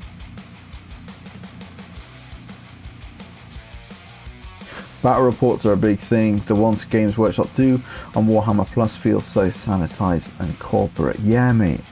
Dude, they sanitize their own game, unfortunately, to a point where it just isn't that fucking good. Like, in terms of the way they present it. Well, obviously, it's the problem. I imagine that it's all laid out like terrain, format layouts and stuff. Like no soul, no like character to the scenery like they used to do. Now, I used to sometimes like reading their battle reports in the White Dwarf issues back in the day, but like, you know, the best Warhammer battle reports are coming out of like 40 what they play on tabletop and 40k in 40 minutes and stuff like that. Yeah, I had like an idea for like a battle report where we do it, but every time we moved like a tank or something, we would like stop motion animate the movement and stuff and things like that. So we kind of like, we were trying to think about ways to do it that would be a bit fresh, be a bit something different. Because battle reports are one of those things, man, since I was a kid, it's not something I've actually really watched. So it's kind of hard to go for something I wouldn't watch. It's hard to know, you know, exactly how to do one that'd be worth watching, whether it'd be worth the time as well. Because sometimes it's easy to forget just how fucking niche this hobby is. It feels like such a big thing to us, the people who are in it all whole lives, and it is growing, to be fair. But it's a very niche thing. You're never going to pull the numbers with a battle report that sometimes you'd like to, after the time that it takes to edit them, if you edit them in a cool way. But yeah, it'd be worth doing one time for sure. I've got some cool armies to show off. Hey, what's up, Simple Sarah? You've been here like pretty much every stream, man. So yeah, thanks for joining in. We appreciate it. What a G. We're keeping on going. Keeping on. I'm just up to the point where I'm just about to start basing this guy, really. So I'm just going to finish off these gems, which are going to take me just a couple minutes. And then we're going to do some cool basing. I'm going to quickly paint that with some contrast in them. We'll get straight to painting it, and I'm going to show you the materials I use to stick stuff down. It's a little bit different from usual. It's not the PVA that people usually use. Mr. Tweed says, tabletop tactics are the best out there, but I'm more watching for the personality of the people playing rather than the game. Yes, exactly. Warhammer 40k is inherently not a spectator sport. It's an anti-spectator sport. Like, it's not a sport, for instance, and you'll never convince me it is. It's just not something that is concurrent to like watching visually.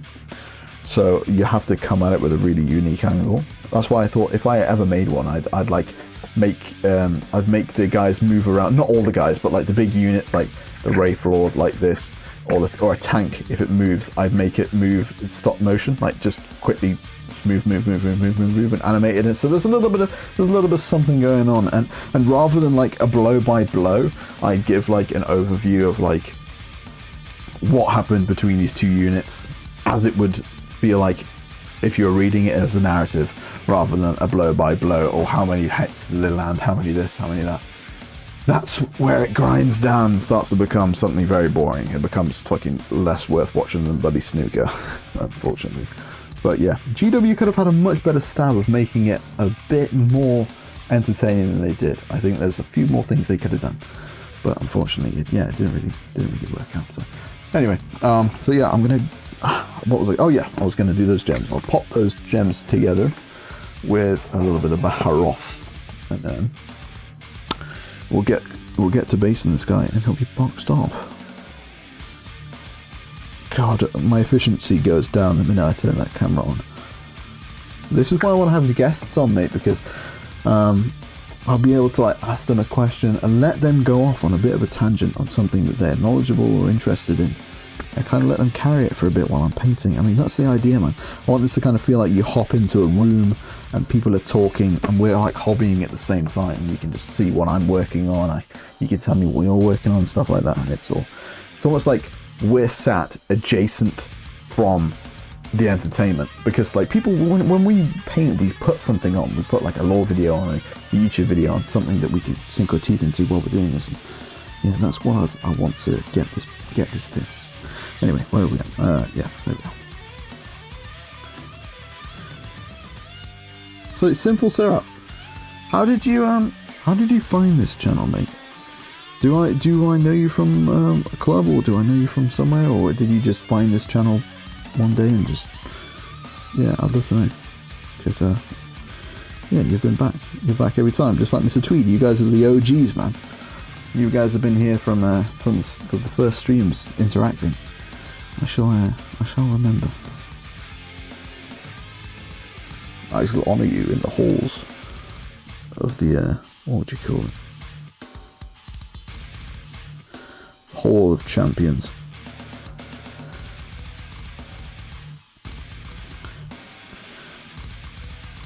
I don't know if I would have had the motivation to keep going if people weren't actually, interacting with me.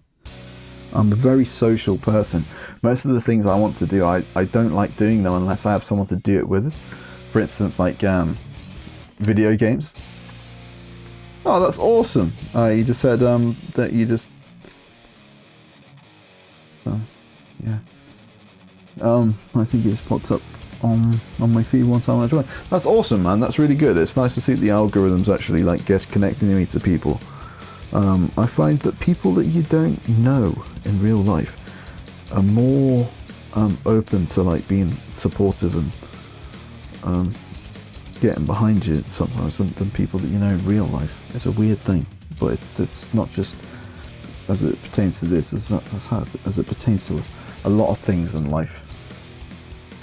You get that a lot with like small-time musicians. So people from the other side of the world will think you're amazing and want to follow you and be like your fan and be like, oh my god, it's so cool, they really support you. And then somebody that you've known your whole life will like not even take the time out of the day to like your post that you put out or something, so yeah, it's real cool, mate. It's really cool. Just having two people in here to talk to is awesome. Like, it's enough for me, for sure. So where were we at? Yeah, white on this, and then we'll be done. There's my Gauss Blaster green. I need a new Gauss Blaster green. Let's look at this. The front's absolutely battered because of the spillage.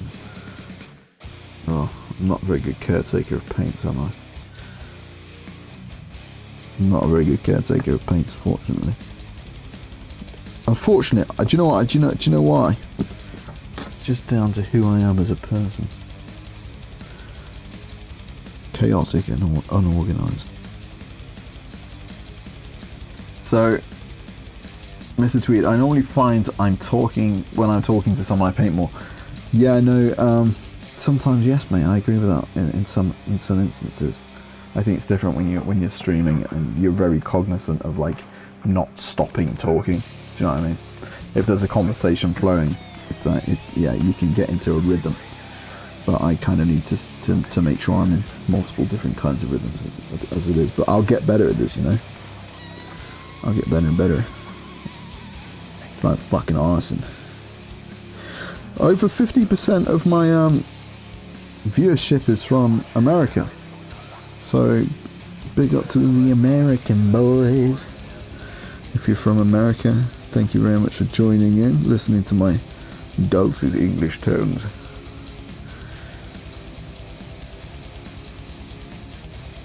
Plenty more where that came from.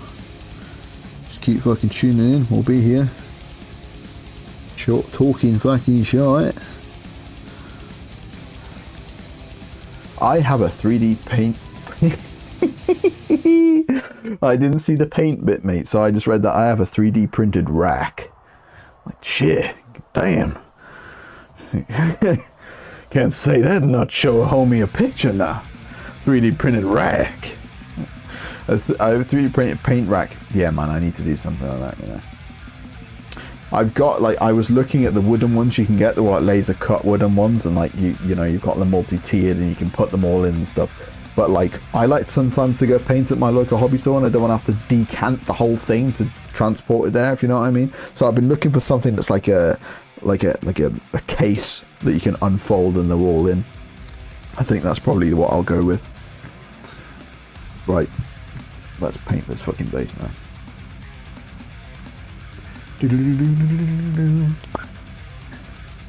Right. So I'm going with this. I'm going to do the same colour as the armour, so it looks, yeah, cohesive. Slightly. Excellent.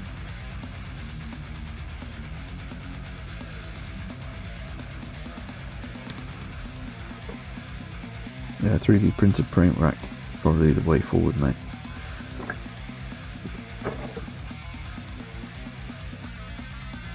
I'll give it one out.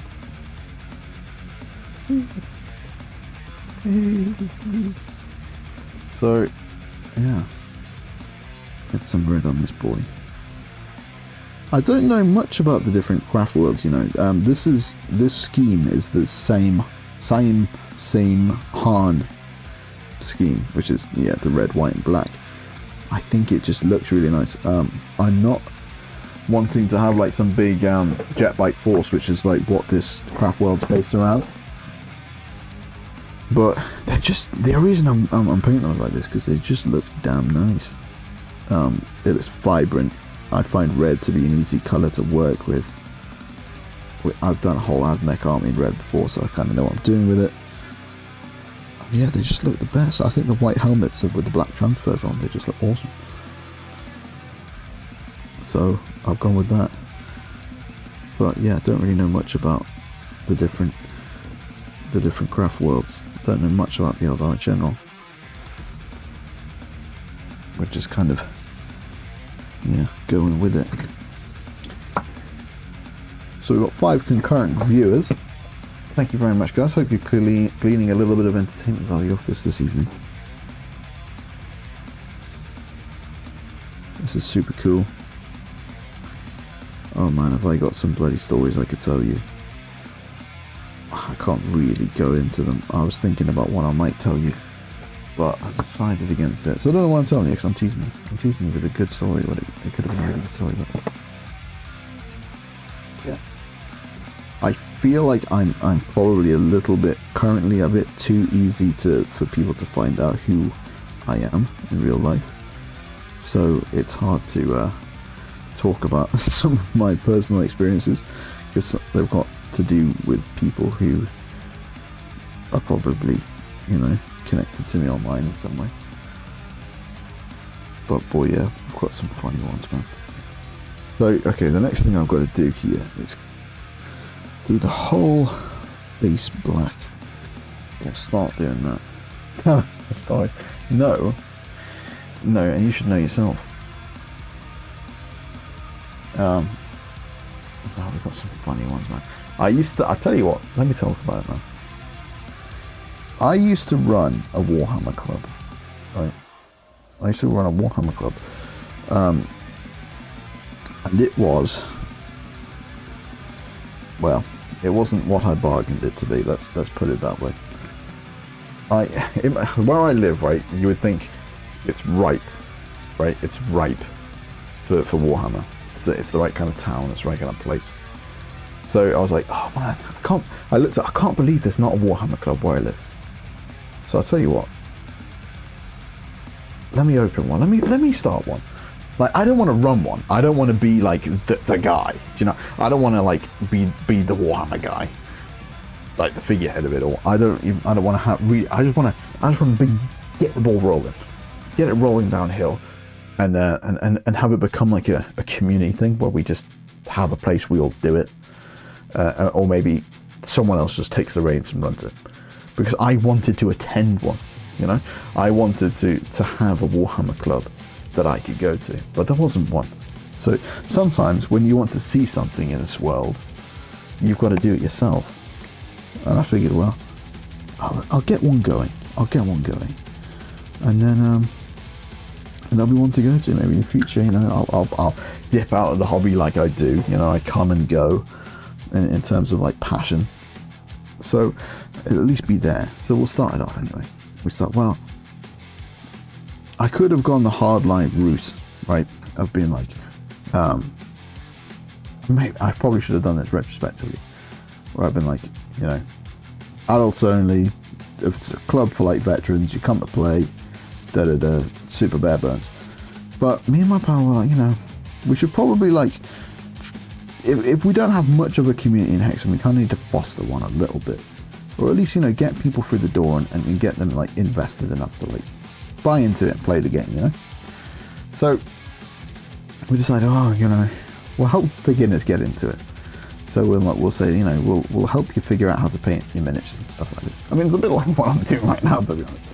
I mean, I'm sharing things with people, but we decided we were going to like let people use our paints and stuff, right?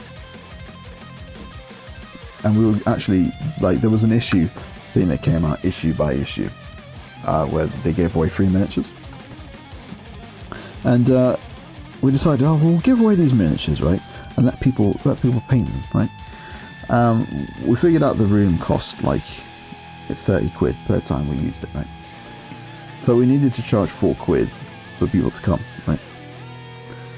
It was literally just what we had to do to cover our costs.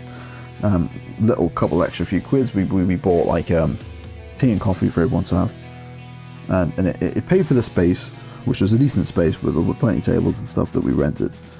And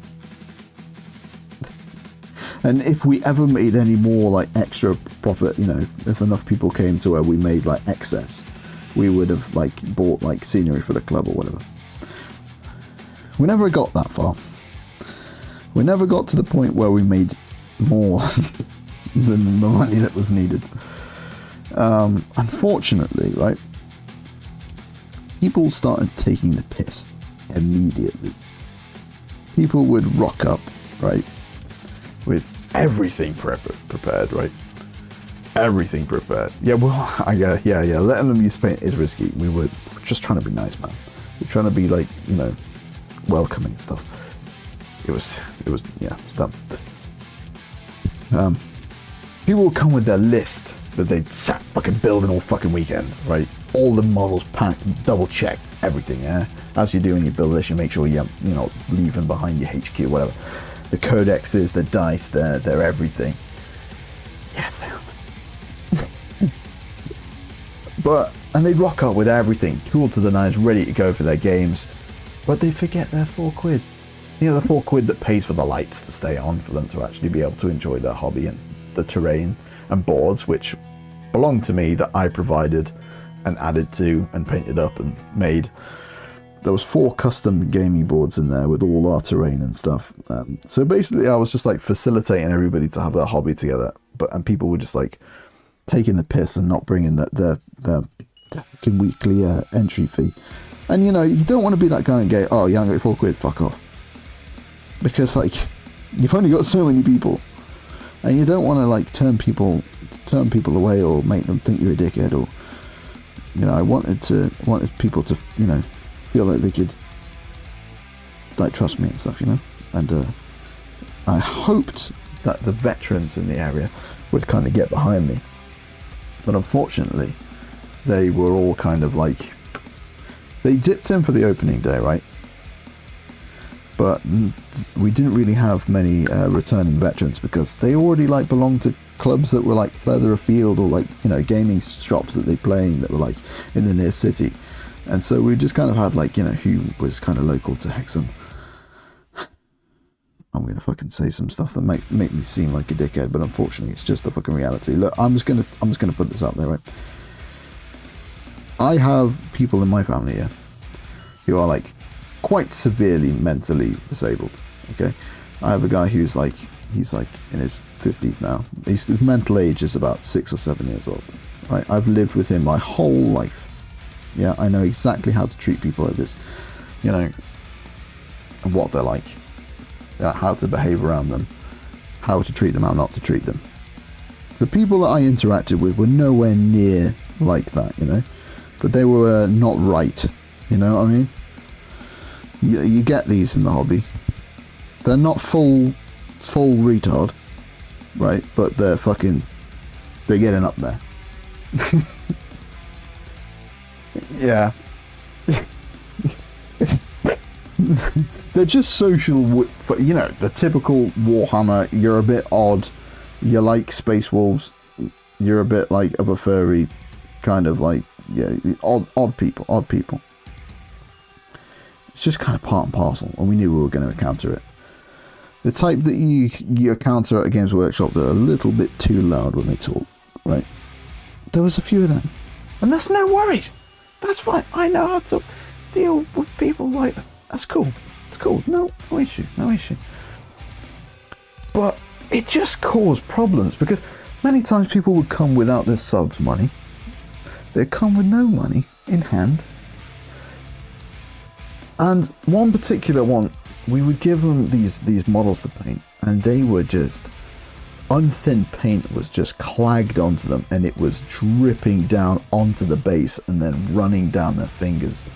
And we tried, man, to help them understand that you need to thin the paints, you know, you can do it like this, and we tried, man, but it was like nothing was going in.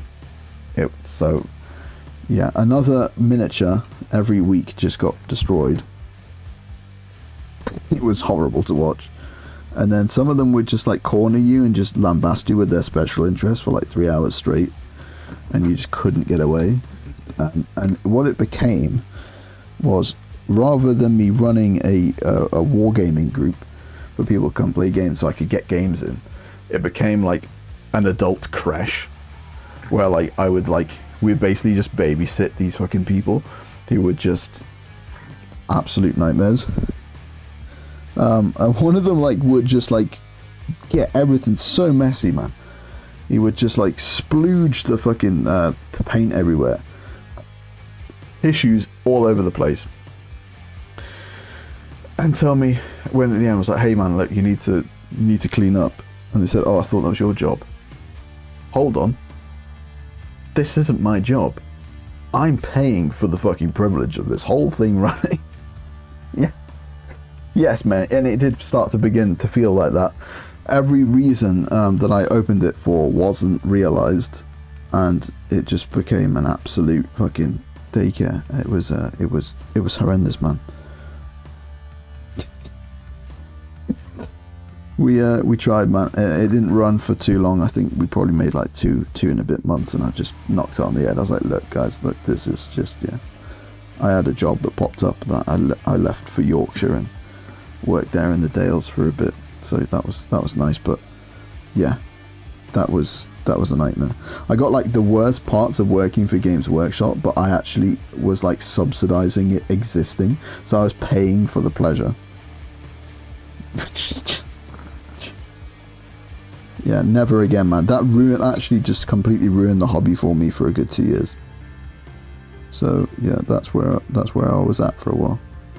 That was when I tried to open a Warhammer club. It just didn't.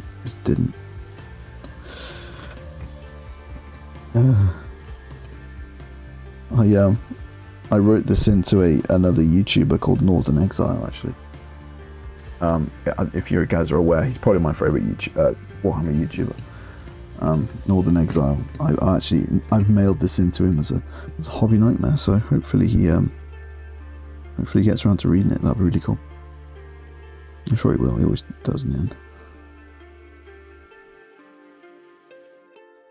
So yeah, obviously so many of the paints were destroyed. Fucking like whites were becoming grey and green. Some were just clagged to the point where they couldn't be closed, so they dried or they went missing. Bits of kit went missing, damaged, whatever. Like honestly, by the end, like we were like just in the hole with it, and I had to pay for the whole thing. So yeah, it did not go well.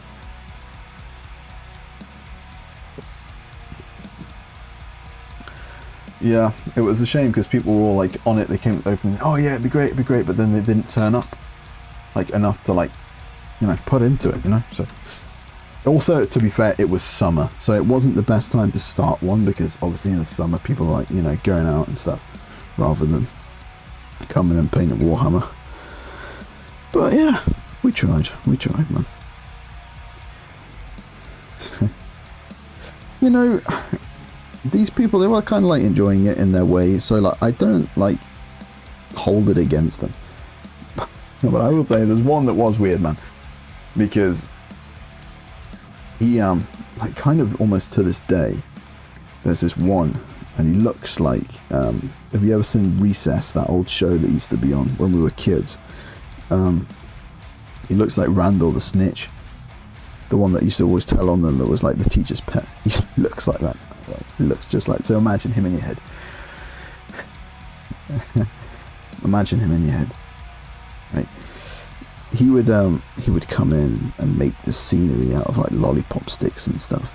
That, you know, that's all very good and well, but he wouldn't really say much. And then after it dissolved, he would message my fiance, right?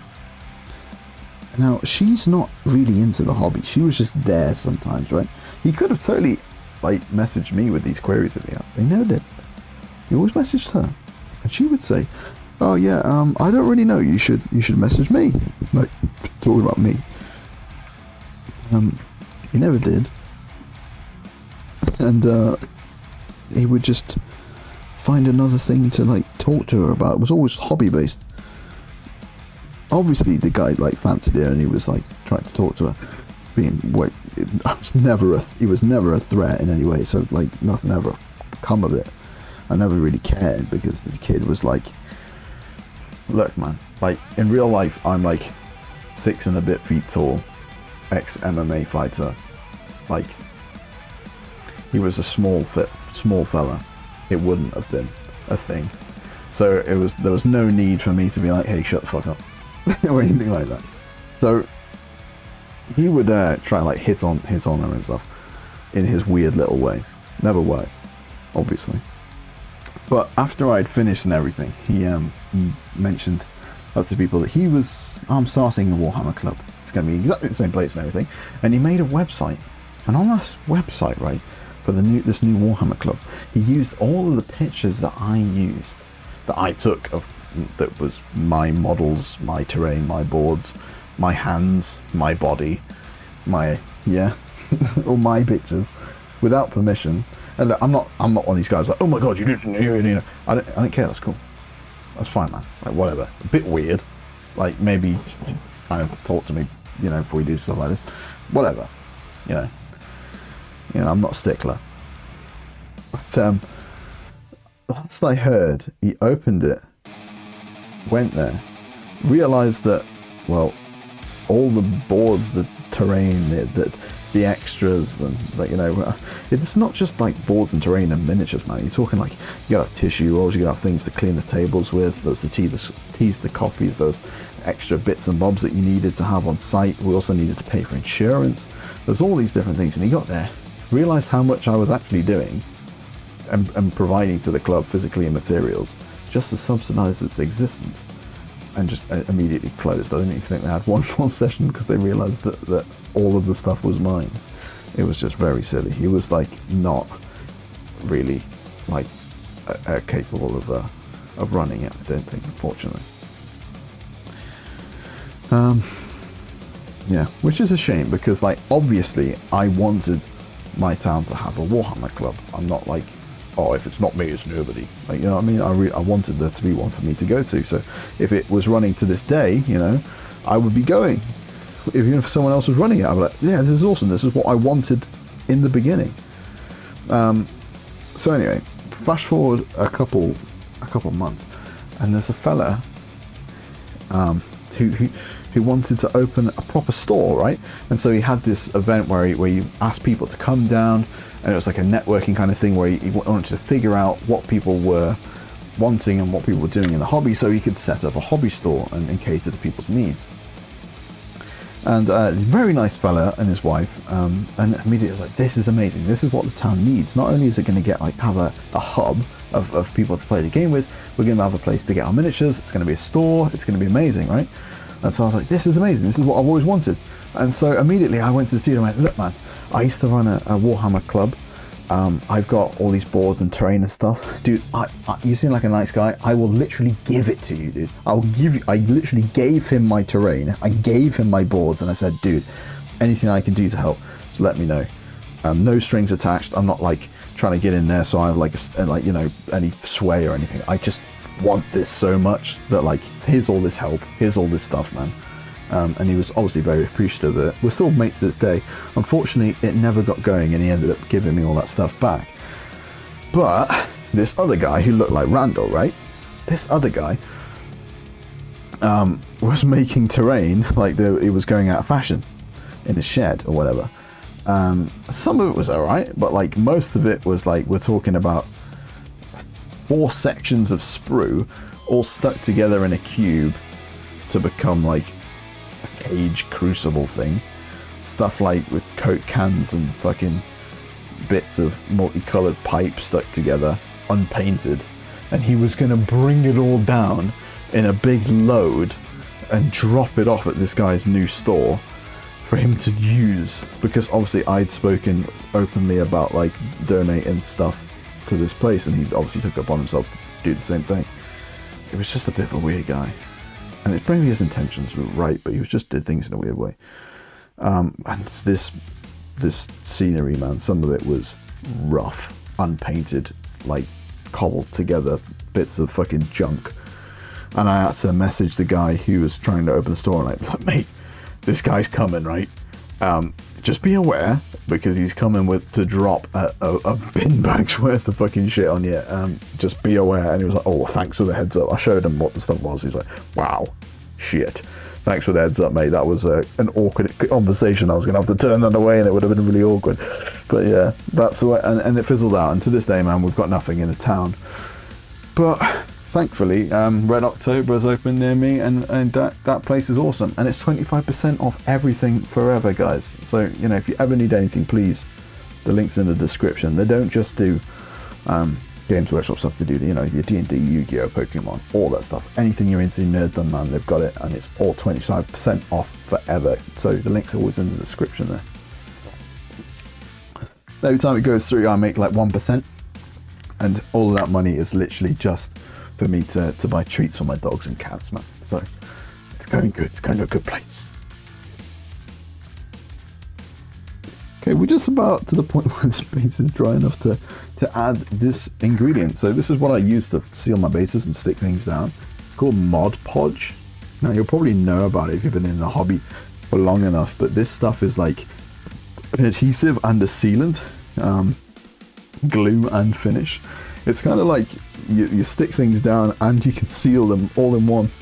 It's water-based and everything, so yeah, it's amazing, and it's what I use to stick things to the bases. PVA doesn't really quite have the hold that this stuff does, and yeah, it's amazing. This is kind of what you really want to be using if you can get your hands on it, you know. Absolutely do, because it's awesome stuff, man. So I'm going to start applying this in just a moment. Going to make sure I'm not ignoring anyone in the chat. Don't think I am. Awesome. That's some Austin Powers font. Yeah, it is actually, isn't it? The spy shagged me, baby. Yeah. Do I make you horny, baby? Yeah. I'm just gonna have to nip off, guys, just for 2 seconds while I have a little whittle. So I'm just gonna... Actually, no, I'll leave you with that. I'll leave you with... What's that? Nah, just leave it out. That's cool. Right, I'll pop.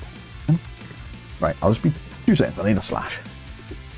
Never had to do this on stream before, so I am going to make sure I actually leave the microphone there so you don't hear me pissing. See you in a bit.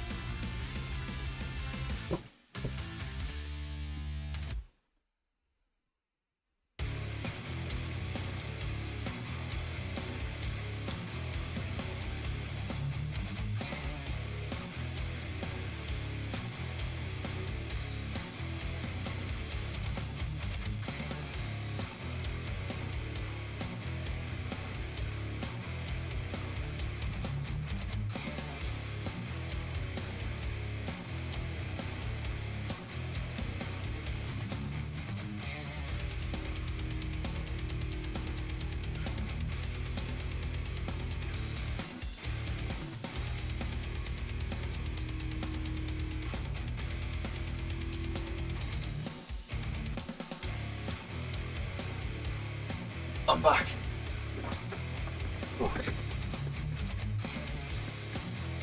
Alright, that's the first ever piss on the stream. Executed flawlessly.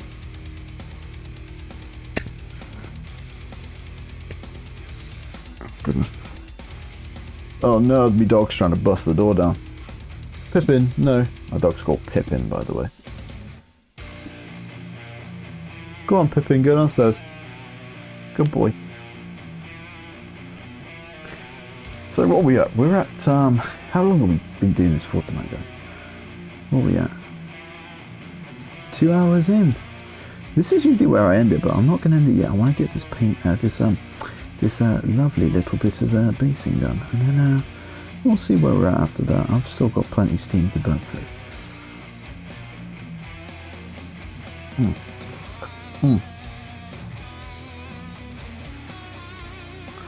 Not bad, not bad. So yeah, we had Squiddy on the last one, but obviously he had some technical issues. That, yeah, we're not 100% on them not. Pippin come from outside. Oh, you know what? You know what? Right, I used to love that show, but to be honest, he's called Pippin, as in the Hobbits. Peregrine Took. Fool of a duck. He's that Pippin. And to be fair, I think the Come Outside Pippin is named after that as well. So, but yeah, I used to love that show, man. It was amazing. From Tintin. But is it Pippin and Tintin as well? Bloody hell.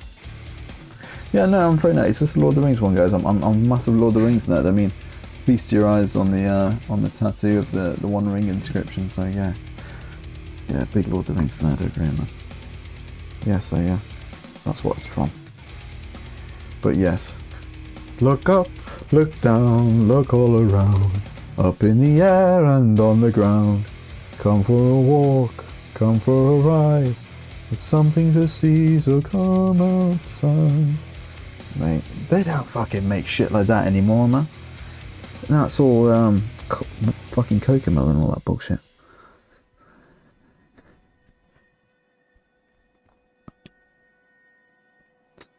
Cocomelon.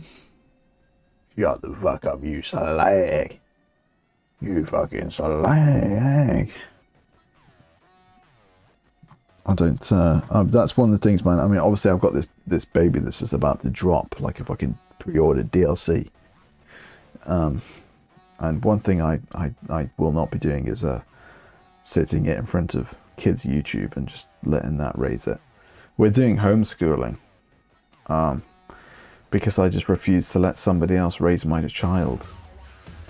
You know, I'm not, you know, if anyone in here, you know, has kids of their own, I don't want to, you know, tell you you're a bad parent for not homeschooling. It's just, you know, personal preference, of course, and what you can, you know, do with your life. But I think if you can, you should, and I will.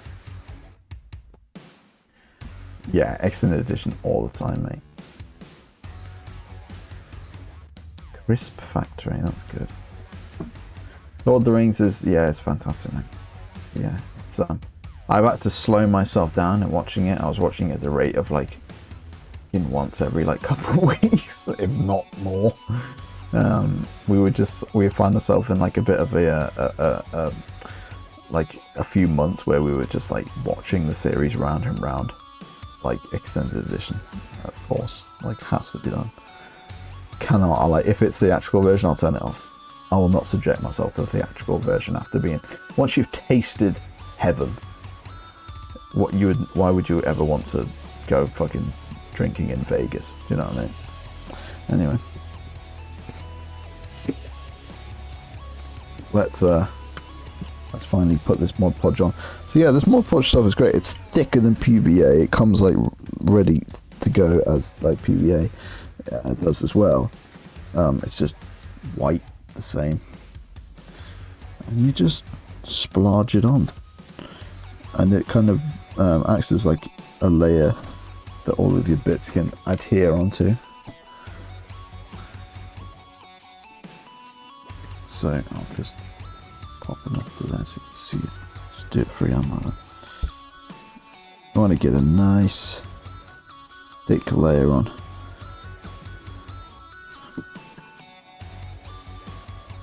Gorgeous.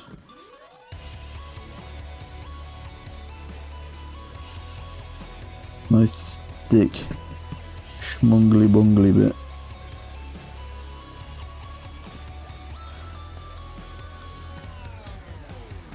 I find PVA to not be quite strong enough, you know, for some bigger, chunkier bits of basing materials. Fine for the classic like green static fluff, you know, that classic old school stuff. It's fine for that. It's PVA, but if you're doing stuff that's got like little mini rocks in it, like the stuff that I'm using, it is very much so worth it to be using this Mod Podge. And if you buy a tub of it, man, it's that's your Mod Podge supply for like fucking 5 years. I don't think it's much. I don't think it's much money at all.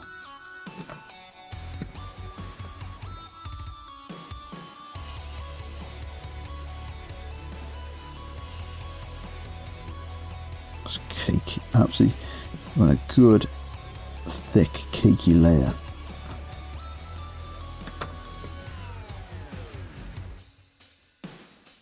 On the rim as well. Some people don't like to do the rim. I do like to do the rim. I think it makes the base look real and not like a base, like it, especially if it blends into the table that you're using. You know, if it looks like it, you know, it's seamless with the table. I like to do it that way. Some people like to border their bases in like a slightly different color. Like they'll base the base in one color and then put a brown rim on. I personally don't like to do that. I think it makes you like aware that it's a miniature on a base. I like to, as much as I can, help myself and others suspend their disbelief while we're playing war games as much as possible. And that's just another way of doing it. I mean, everybody's got their own little pet peeves in the hobby.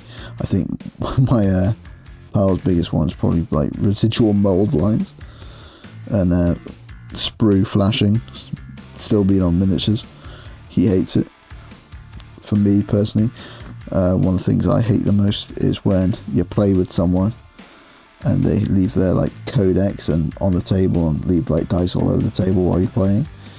I like to have a clear battlefield, so it's just the miniatures and the terrain, and obviously I like to roll some dice on the table, but I like to try to pick them up or gather them up or make the area look neat. I like to like get immersed and suspend the disbelief. And if you've got like, you know, you've arranged the terrain all nice and all these armies that have taken you fucking hundreds of hours to paint, and then you like lay your fucking codex across the table, just while I'm trying to enjoy the game. It's like, man, you're taking me out of it there. Like, that's just ruining the whole aesthetic of the whole thing. And it's my OCD brain is not liking it. It's not green bases, baby. It's not green bases was the peak, man. We've just been in free fall ever since. Okay, so let me do the old dipperoonie. So I've got this bag here. We can have a look into it and you can see I've got there's like little rocks in there. Rocks and dust. If I give it a little shake, all the good rocks come to the surface, and that's what I'm going to dip into. If I can fit the whole base in there, of course. So I'm going to have to do this off camera, actually, unfortunately. I have to do this off camera. Yeah. Christ. I can't do this off camera.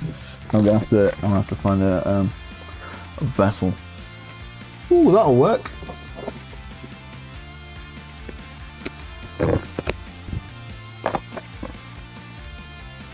Crackers. Okay. So I'll pour some out into there, and we'll base them in there. It's like doing fried chicken. If you ever done fried chicken, this is how you do it.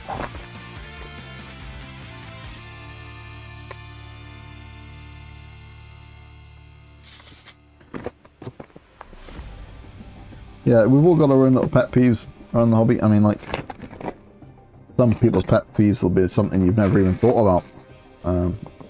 Some people's, you know, madness is another people's mundane, so you gotta be real careful, because this shit dirties your hands, and then you touch your lovely white miniature's head. I've already figured this out. So I'm just gonna...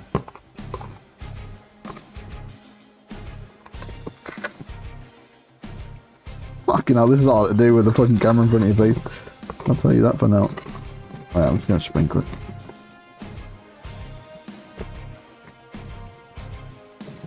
Ooh, look at that. I love how instantaneous this is.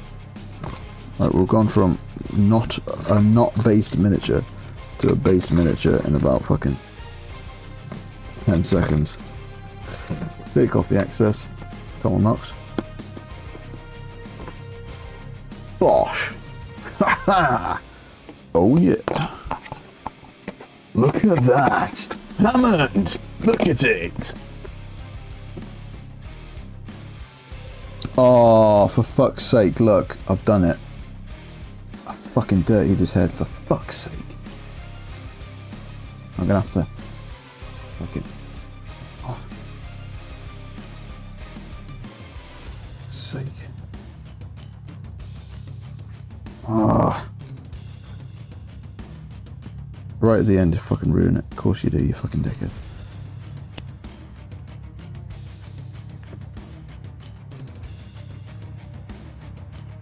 Oh, touch it with a dirty hand.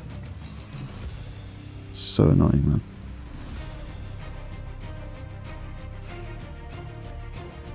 man. Fuck's sake.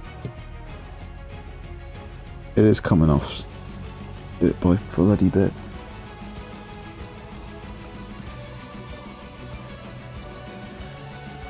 It was going so well.